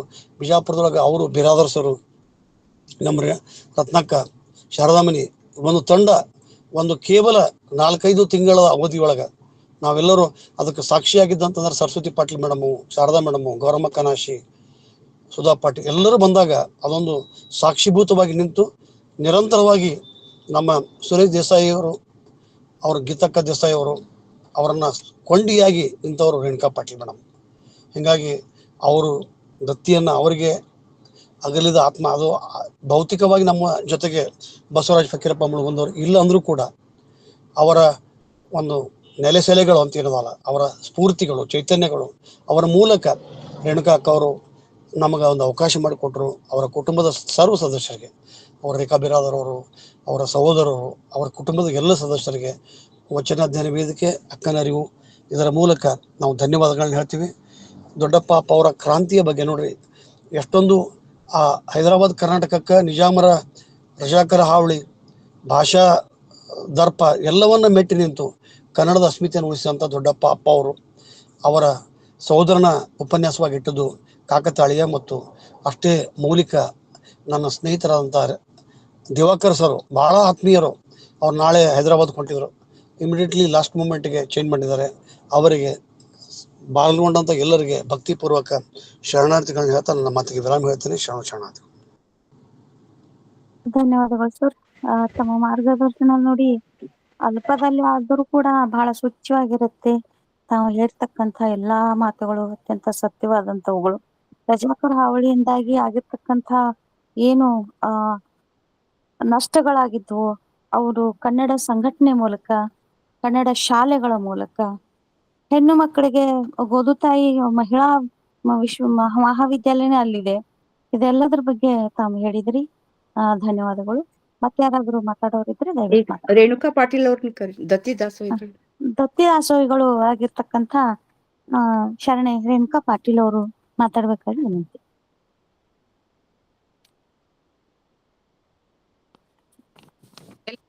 ಶರಣಾರ್ಥಿಗಳು. ಕೇಳಿಸ್ತದಲ್ರಿ? ಕೇಳಿಸ್ತದಲ್ರಿ? ಕೇಳಿಸ್ತೈತ್ರಿ. ಹಾ. ವಚನ. ಓಂ ಶ್ರೀ ಗುರು ಬಸವಲಿಂಗಾಯ ನಮಃ. ವಚನ ಅಧ್ಯಯನ ವೇದಿಕೆ ಬಸವಾದಿ ಶರಣರ ಚಿಂತನಕೂಟ ಹಾಗೂ ಅಕ್ಕನ ಅರಿವು ಸಂಘಟನೆಯ ಅಧ್ಯಕ್ಷರಾದ ಹಾಗೂ ನಮ್ಮೆಲ್ಲರನ್ನು ಬಸವ ಪಥದಲ್ಲಿ ನಡೆಸುತ್ತಿರುವ ಡಾಕ್ಟರ್ ಶಶಿಕಾಂತ್ ಪಟ್ಟಣ್ ಸರ್ ಅವರಿಗೂ ಮತ್ತು ಉಪನ್ಯಾಸಕರಾದ ಶ್ರೀ ದಿವಾಕರ್ ಎಡಿಷನಲ್ ಡೈರೆಕ್ಟರ್ ಅವರು ಬಹಳ ಅತ್ಯುತ್ತಮ ಉಪನ್ಯಾಸವನ್ನು ಕೊಟ್ಟರು. ಅವರಿಗೂ ಸಹಿತ ಮತ್ತು ಈ ಕಾರ್ಯಕ್ರಮವನ್ನು ನಡೆಸಿಕೊಡುತ್ತಿರುವ ಸರ್ವ ಶರಣ ಬಂಧುಗಳಿಗೂ ಭಾಗವಹಿಸಿದ ಎಲ್ಲ ಶರಣರಿಗೂ ಭಕ್ತಿಪೂರ್ವಕ ಶರಣಾರ್ಥಿಗಳು. ಇವತ್ತು ನನ್ನ ತಮ್ಮ ಲಿಂಗೈಕ್ಯ ಬಸವರಾಜ್ ಫಕೀರಪ್ಪ ಮುಳುಗುಂದ ಇವನ ಸ್ಮರಣಾರ್ಥ ಇವತ್ತು ಈ ವಿಶೇಷ ದತ್ತಿ ಉಪನ್ಯಾಸ ಏರ್ಪಡಿಸಿದ್ದು ಬಹಳ ಸಾರ್ಥಕ ಮತ್ತು ಅರ್ಥಪೂರ್ಣ ಕಾರ್ಯಕ್ರಮ ಅಂತ ಹೇಳ್ಬೋದು. ಅವನ ಬಗ್ಗೆ ಹೇಳ್ಬೇಕಂದ್ರೆ ಅವ ನಮ್ಮ ತಮ್ಮ ಅಂದ್ರೆ ಅವ ಅಪ್ಪಟ ಬಸವಾಭಿಮಾನಿ, ಬಹಳಷ್ಟು ವಚನ ಅಧ್ಯಯನ ಮಾಡ್ತಿದ್ದನ್ರಿ. ಅವ ಸ್ವಲ್ಪ ಅವಂಗ ಅಂಗವಿಕಲನಾಗಿದ್ದವ. ಸ್ವಲ್ಪ ಸಣ್ಣ ಇದ್ದಾಗಿಂದ ಸ್ಟೇರ್ಕೇಸ್ ಮೇಲೆ ಬಿದ್ದು ಸ್ಪೈನಲ್ ಕಾರ್ಡಿಗೆ ಆಪ್ರೇಷನ್ ಆಗಿ ಬಹಳ ಮಂಗಳೂರಲ್ಲಿ 1 ವರ್ಷ ಅವಂಗ ಆಪ್ರೇಷನ್ ಮಾಡಿಸಿ ಟ್ರೀಟ್ಮೆಂಟ್ ಕೊಡಿಸಿದ್ರು. ಅದು ಪೂರ್ಣವಾಗಿ ಅದು ಆರಾಮಾಗಲಿಲ್ಲ ಅವಂಗ. ಹಿಂಗಾಗಿ ಅವನು ಸರಿಯಾಗಿ ನಡೆಯಕ್ಕೆ ಬರ್ತಿದ್ದಿಲ್ಲ, ಕೈಯಲ್ಲಿ ಏನು ಹಿಡಿಯಕ್ಕೆ ಬರ್ತಿದ್ದಿಲ್ಲ. ಆಮೇಲೆ ಈಗ ಕುತ್ತಿಗೆ ಆಪ್ರೇಷನ್ ಆಗಿದ್ರಿಂದ ಅವಂಗ ಕುತ್ತಿಗೆನೂ ಹಿಂಗೆ ನಮ್ಗತೆ ಸರಳವಾಗಿ ಹಿಂಗೆ ಆ ಕಡೆ ಈ ಕಡೆ ಹೊಳಸ್ಲಿಕ್ಕೂ ಬರ್ತಿದ್ದಿಲ್ಲ. ಆದರೂ ಸಹಿತ ಅವ ಬಹಳಷ್ಟು ತೊಂದರೆ ಇತ್ತು, ದೈಹಿಕ ತೊಂದರೆ ಇದ್ರೆ ಸಹಿತ ಅವನು ಎಲ್ಲ ಲಿಂಗ ಪೂಜೆ ತಪ್ಪದೇ ಮಾಡ್ತಿದ್ದ. ಅವನ ಕೈಯಾಗ ಲಿಂಗ ಹಿಡಿಯೋಕ್ಕೂ ಆಗ್ತಿದ್ದಿಲ್ಲ, ಆದರೂ ಬೇಡ ಅಂದ್ರೂ ಕೇಳ್ತಿದ್ದಿಲ್ಲ. ಕಷ್ಟಪಟ್ಟು ಒತ್ತಾಯದಿಂದ ಅದನ್ನು 2 ಕೈಲೇ ಹಿಡಿದು ಕೊನೆ ತನಕೂ ಅವ ಲಿಂಗ ಪೂಜೆ ಬಿಡಲಿಲ್ಲ. ಬಹಳಷ್ಟು ಹೆಮ್ಮೆ ಅನಿಸ್ತದ. ಅಷ್ಟು ದೈಹಿಕ ತೊಂದರೆ ಇದ್ರೆ ಸಹಿತ ಅವು ಒಂದು ದಿನಾನು ಯಾವ ದೇವ್ರಿಗೆ ಬೈಲಿಲ್ಲ, ಯಾರಿಗೇನು ಬೈಲಿಲ್ಲ, ಯಾರ ಮ್ಯಾಗೂ ಕೋಪ ಮಾಡ್ಕೊತಿದ್ದಿಲ್ಲ. ಅವನ್ ನೋಡಿ ನಮ್ಗೆ ಆಶ್ಚರ್ಯ ಆಗ್ತಿತ್ತು. ನಾವು ಸ್ವಲ್ಪ ಏನಾದರೂ ಎಲ್ಲರಿಗೂ ಬೈತೀವಿ, ದೇವ್ರಿಗೆ ಬೈತೀವಿ, ಆದ್ರೆ ಅವ್ನು ನೋಡಿ ಬಹಳಷ್ಟು ನಾವು ಕಲ್ಕೊಂಡಿದ್ದೀವಿ. ಆಶ್ಚರ್ಯ ಆಗ್ತಿತ್ತು. ಅದಕ್ಕೆ ಅವಂಗ ಕುತ್ಕೊಂಡು ಓದ್ಲಿಕ್ಕೆ ಆಗ್ತಿದ್ದಿಲ್ಲ.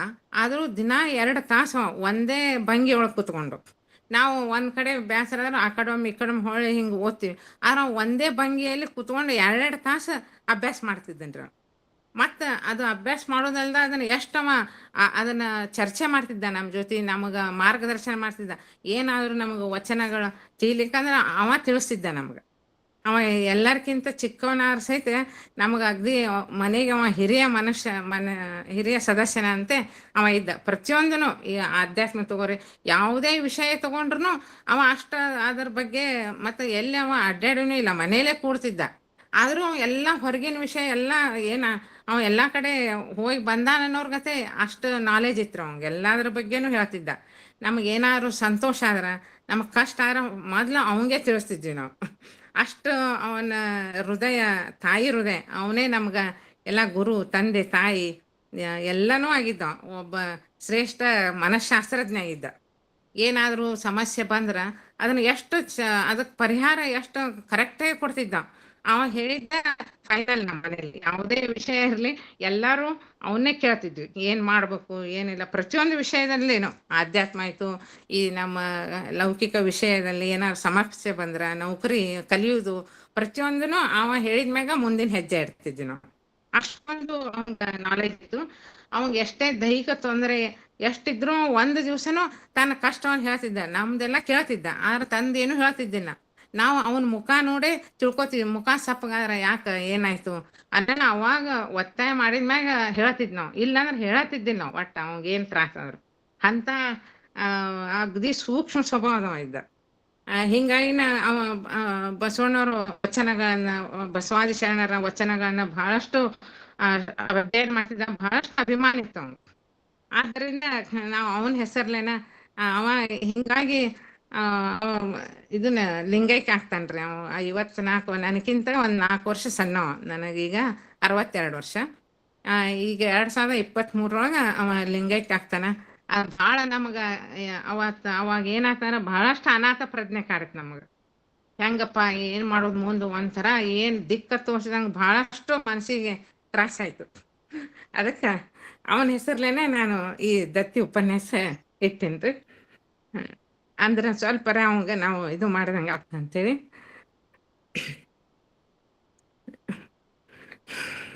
ಅದಕ್ಕಾಗಿ ನಮ್ಮ ಈ ತಮ್ಮ ಬಸವರಾಜ ಮುಳುಗುಂದಿಯವರ ಸ್ಮರಣಾರ್ಥ ದತ್ತಿ ಉಪನ್ಯಾಸ ನಡೆಸಲು ಅವಕಾಶ ಮಾಡಿಕೊಟ್ಟಂತ ಈ ವಚನ ಅಧ್ಯಯನ ವೇದಿಕೆ ಸಂಘಟನೆಯ ಅಧ್ಯಕ್ಷರಾದ ಡಾಕ್ಟರ್ ಶಶಿಕಾಂತ್ ಪಟ್ಟಣ್ ಸರ್ ಅವರಿಗೂ ಹಾಗೂ ಪದಾಧಿಕಾರಿಗಳಿಗೂ ಮತ್ತು ಈ ಉಪನ್ಯಾಸ ಕಾರ್ಯಕ್ರಮ ಯಶಸ್ವಿಯಾಗಲು ಕಾರಣರಾದ ಎಲ್ಲ ಶರಣ ಬಂಧುಗಳಿಗೂ ಹೃತ್ಪೂರ್ವಕ ಅನಂತ ಧನ್ಯವಾದಗಳನ್ನು ತಿಳಿಸುತ್ತೇನೆ. ಶರಣಾರ್ಥಿಗಳು.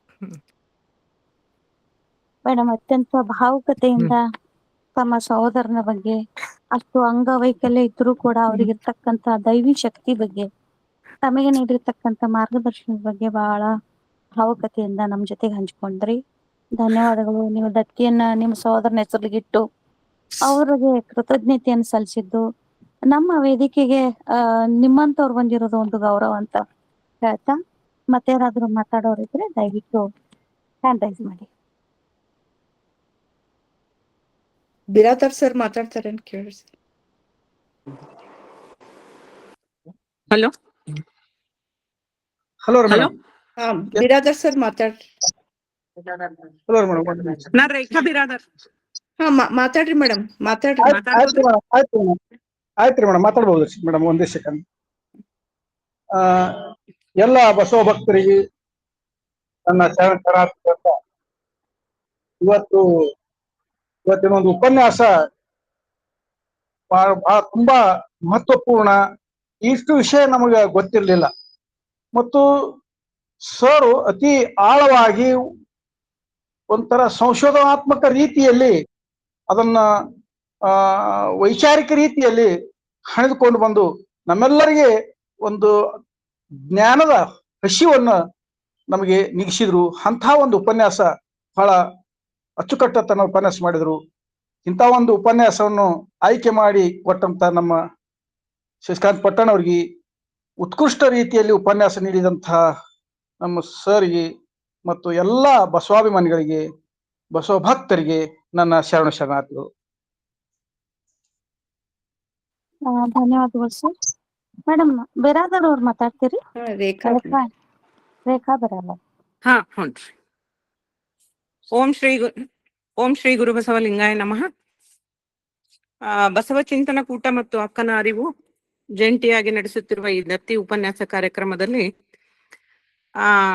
ಈ ನಮ್ಮ ಅಣ್ಣ ಆಗ್ಬೇಕು ನನಗೆ, ಬಸವರಾಜ ಫಕೀರಪ್ಪ ಮುಳುಗುಂದ್ ಅನ್ನೋರು, ನಮ್ಮ ಅಣ್ಣನ ಸ್ಮರಣಾರ್ಥ ಇಟ್ಟಿರುವ ಇದು ಇವತ್ತಿನ ಉಪನ್ಯಾಸ ಬಹಳ ಅರ್ಥಪೂರ್ಣವಾಗಿತ್ತು. ದೊಡ್ಡಪ್ಪ ಅಪ್ಪ ಅವರು ಹೇಗೆ ಹೋರಾಡಿ ಒಂದು ಗುಲ್ಬರ್ಗಾದಲ್ಲಿ ಕನ್ನಡ ಮಾಧ್ಯಮ ಶಾಲೆಗಳನ್ನ ತೆಗಿಲಿಕ್ಕೆ, ಆಮೇಲೆ ನಮ್ಮ ಧರ್ಮವನ್ನು ಉಳಿಸ್ಲಿಕ್ಕೆ ಮಾಡಿದಂತ ಹೋರಾಟ, ಇದು ನಮ್ಮ ಅಣ್ಣನು ಜೀವನ ನಡೆಸಲಿಕ್ಕೆ ಮಾಡಿದ ಹೋರಾಟಕ್ಕೆ ಒಂದು ಅನ್ವರ್ಥಕ ಆಗುತ್ತೆ ಅಂತ ನನ್ನ ಅನಿಸಿಕೆ. ಈಗ ನಮ್ಮ ಅಣ್ಣನ ಬಗ್ಗೆ ಹೇಳ್ಬೇಕಂದ್ರೆ, ಅವನು ಬಹಳ ಸರಳ ಜೀವಿ ಹಾಗೂ ಬಹಳ ವಿನಯ ಹಾಗೂ ತುಂಬಾ ಜ್ಞಾನಿ. ನೀವು ಯಾವ್ದೇ ಒಂದು ವಿಷಯ ಹೇಳ್ರಿ, ನಾವೇ ಹೇಳಿರ್ತಿದ್ವಿ, ನಾವು ಓದುವಾಗ ಆಗ್ಲಿ ಏನಾಗ್ಲಿ, ಯಾವ್ದೇ ಸೈನ್ಸ್ ಟಾಪಿಕ್ ಇರ್ಲಿ ಅಥವಾ ಯಾವ್ದೇ ವಿಷಯ ಇರ್ಲಿ, ನಾವು ಡಿಸ್ಕಸ್ ಮಾಡಿದ್ರೆ ನಾವ್ ಹೇಳ್ತಿದ್ವಿ.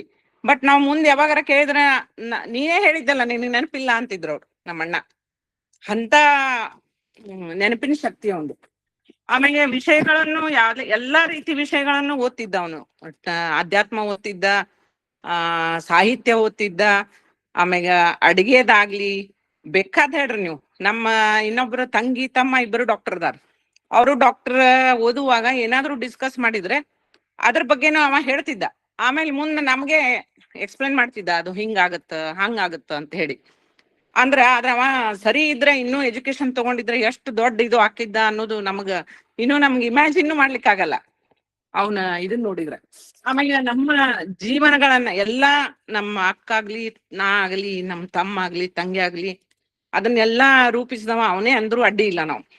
ನಾವು ಏನೇ ತೊಂದ್ರೆ ಆಗ್ಲಿ, ನಮ್ಮ ಓದಿನಲ್ಲಾಗ್ಲಿ, ನೌಕರಿಯಲ್ಲಾಗ್ಲಿ, ಸಂಸಾರದಲ್ಲಾಗ್ಲಿ, ಏನೇ ಆಗ್ಲಿ ಎಲ್ಲ ಇದು ಅಣ್ಣಗೆ ಹೇಳೋರು ನಾವು.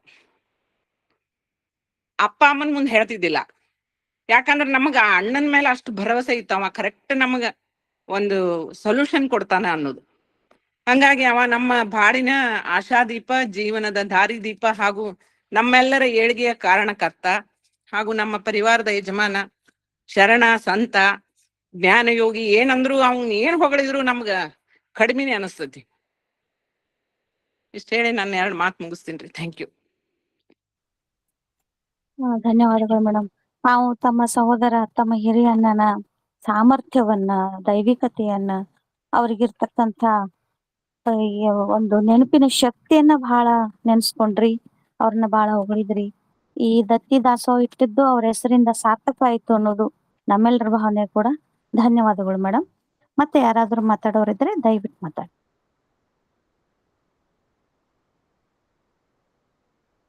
ಯಾರಿಲ್ಲ ಅನಿಸ್ತೈತ್ರಿ. ಶರಣ ಸಮರ್ಪಣೆ ಹಾ. ತಗೊಂಡ್ಬಿಟ್ರಿ.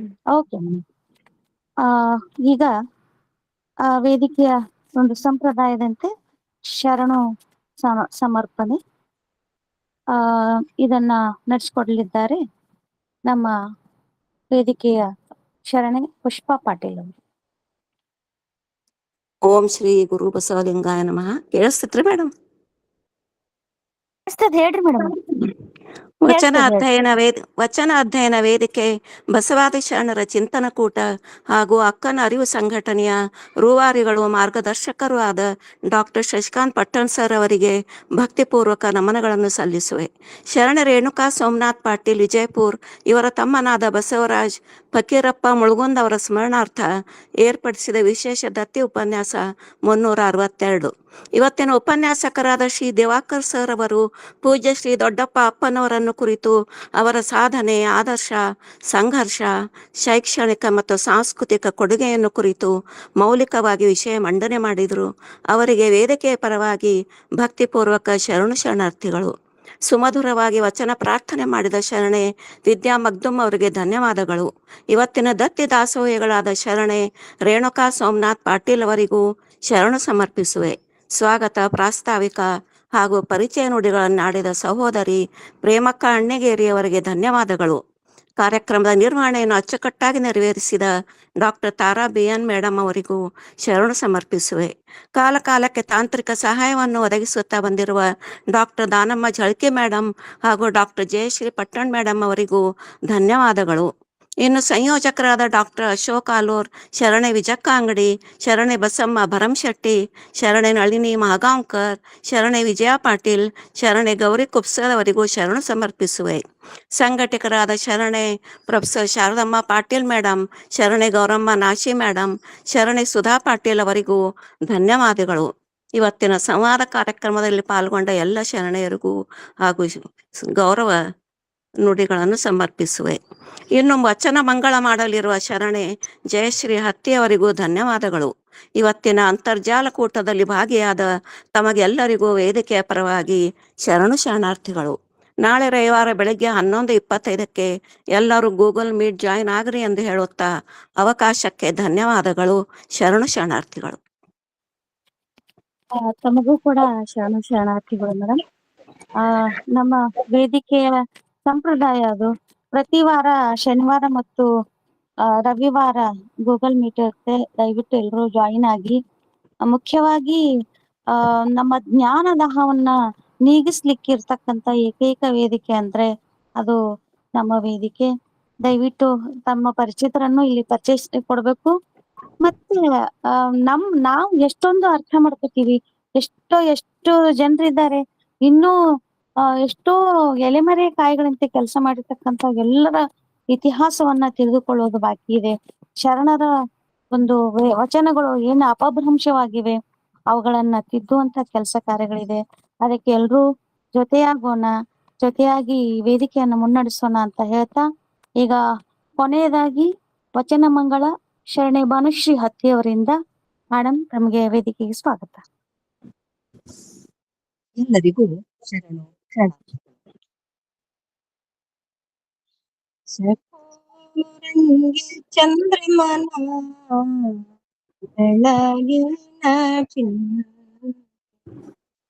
ಚಕೋರಂಗೆ ಚಂದ್ರಮನ ಬೆಳಗಿನ ಚಿಂತೆ ಅಂಬುಜಗೆ ಭಾನುವಿನ ಉದಯದ ಚಿಂತೆ ಅಂಬುಜಗೆ ಭಾನುವಿನ ಉದಯದ ಚಿಂತೆ ಚಕೋರಂಗೆ ಚಂದ್ರಮನ ಬೆಳಗಿನ ಚಿಂತೆ ಭ್ರಮರಂಗೆ ಪರಿಮಳದ ಬಂಡುಂಬುವ ಚಿಂತೆ ಭ್ರಮರಂಗೆ ಪರಿಮಳದ ಬಂಡುಂಬುವ ಚಿಂತೆ ಚಕೋರಂಗೆ ಚಂದ್ರಮನ ಬೆಳಗಿನ ಚಿಂತೆ ಅಂಬುಜಗೆ ಭಾನುವಿನ ಉದಯದ ಚಿಂತೆ ಭ್ರಮರಂಗೆ ಪರಿಮಳದ ಬಂಡುಂಬುವ ಚಿಂತೆ ಎನಗೆ ನಮ್ಮ ಕೂಡಲ ಸಂಗಮ ದೇವನ ನೆನೆವ ಚಿಂತೆ ಎನಗೆ ನಮ್ಮ ಕೂಡಲ ಸಂಗಮ ದೇವನ ನೆನೆವ ಚಿಂತೆ ಚಕೋರಂಗೆ ಚಂದ್ರಮನ ಬೆಳಗಿನ ಚಿಂತೆ ಬೆಳಗಿನ ಚಿಂತೆ ಬೆಳಗಿನ ಚಿಂತೆ. ಅವಕಾಶಕ್ಕಾಗಿ ಧನ್ಯವಾದ. ನಮ್ಮ ಸುಶ್ರಾವ್ಯವಾದಂತಹ ಗೀತೆಗೆ ತಮಗೂ ಕೂಡ ಶರಣಾರ್ಥಿ ಮೇಡಮ್. ಬಹುಶಃ ಇಲ್ಲಿಗೆ ನಮ್ಮ ಗೂಗಲ್ ಮೀಟ್ ಮುಕ್ತಾಯವಾಗುತ್ತೆ. ನಾಳೆ ದಯವಿಟ್ಟು ಎಲ್ಲರೂ ಜಾಯಿನ್ ಆಗಿ. ಎಲ್ಲರಿಗೂ ಶರಣಾರ್ಥಿಗಳು. ಎಲ್ಲರಿಗೂ ಶರಣಾರ್ಥಿಗಳು.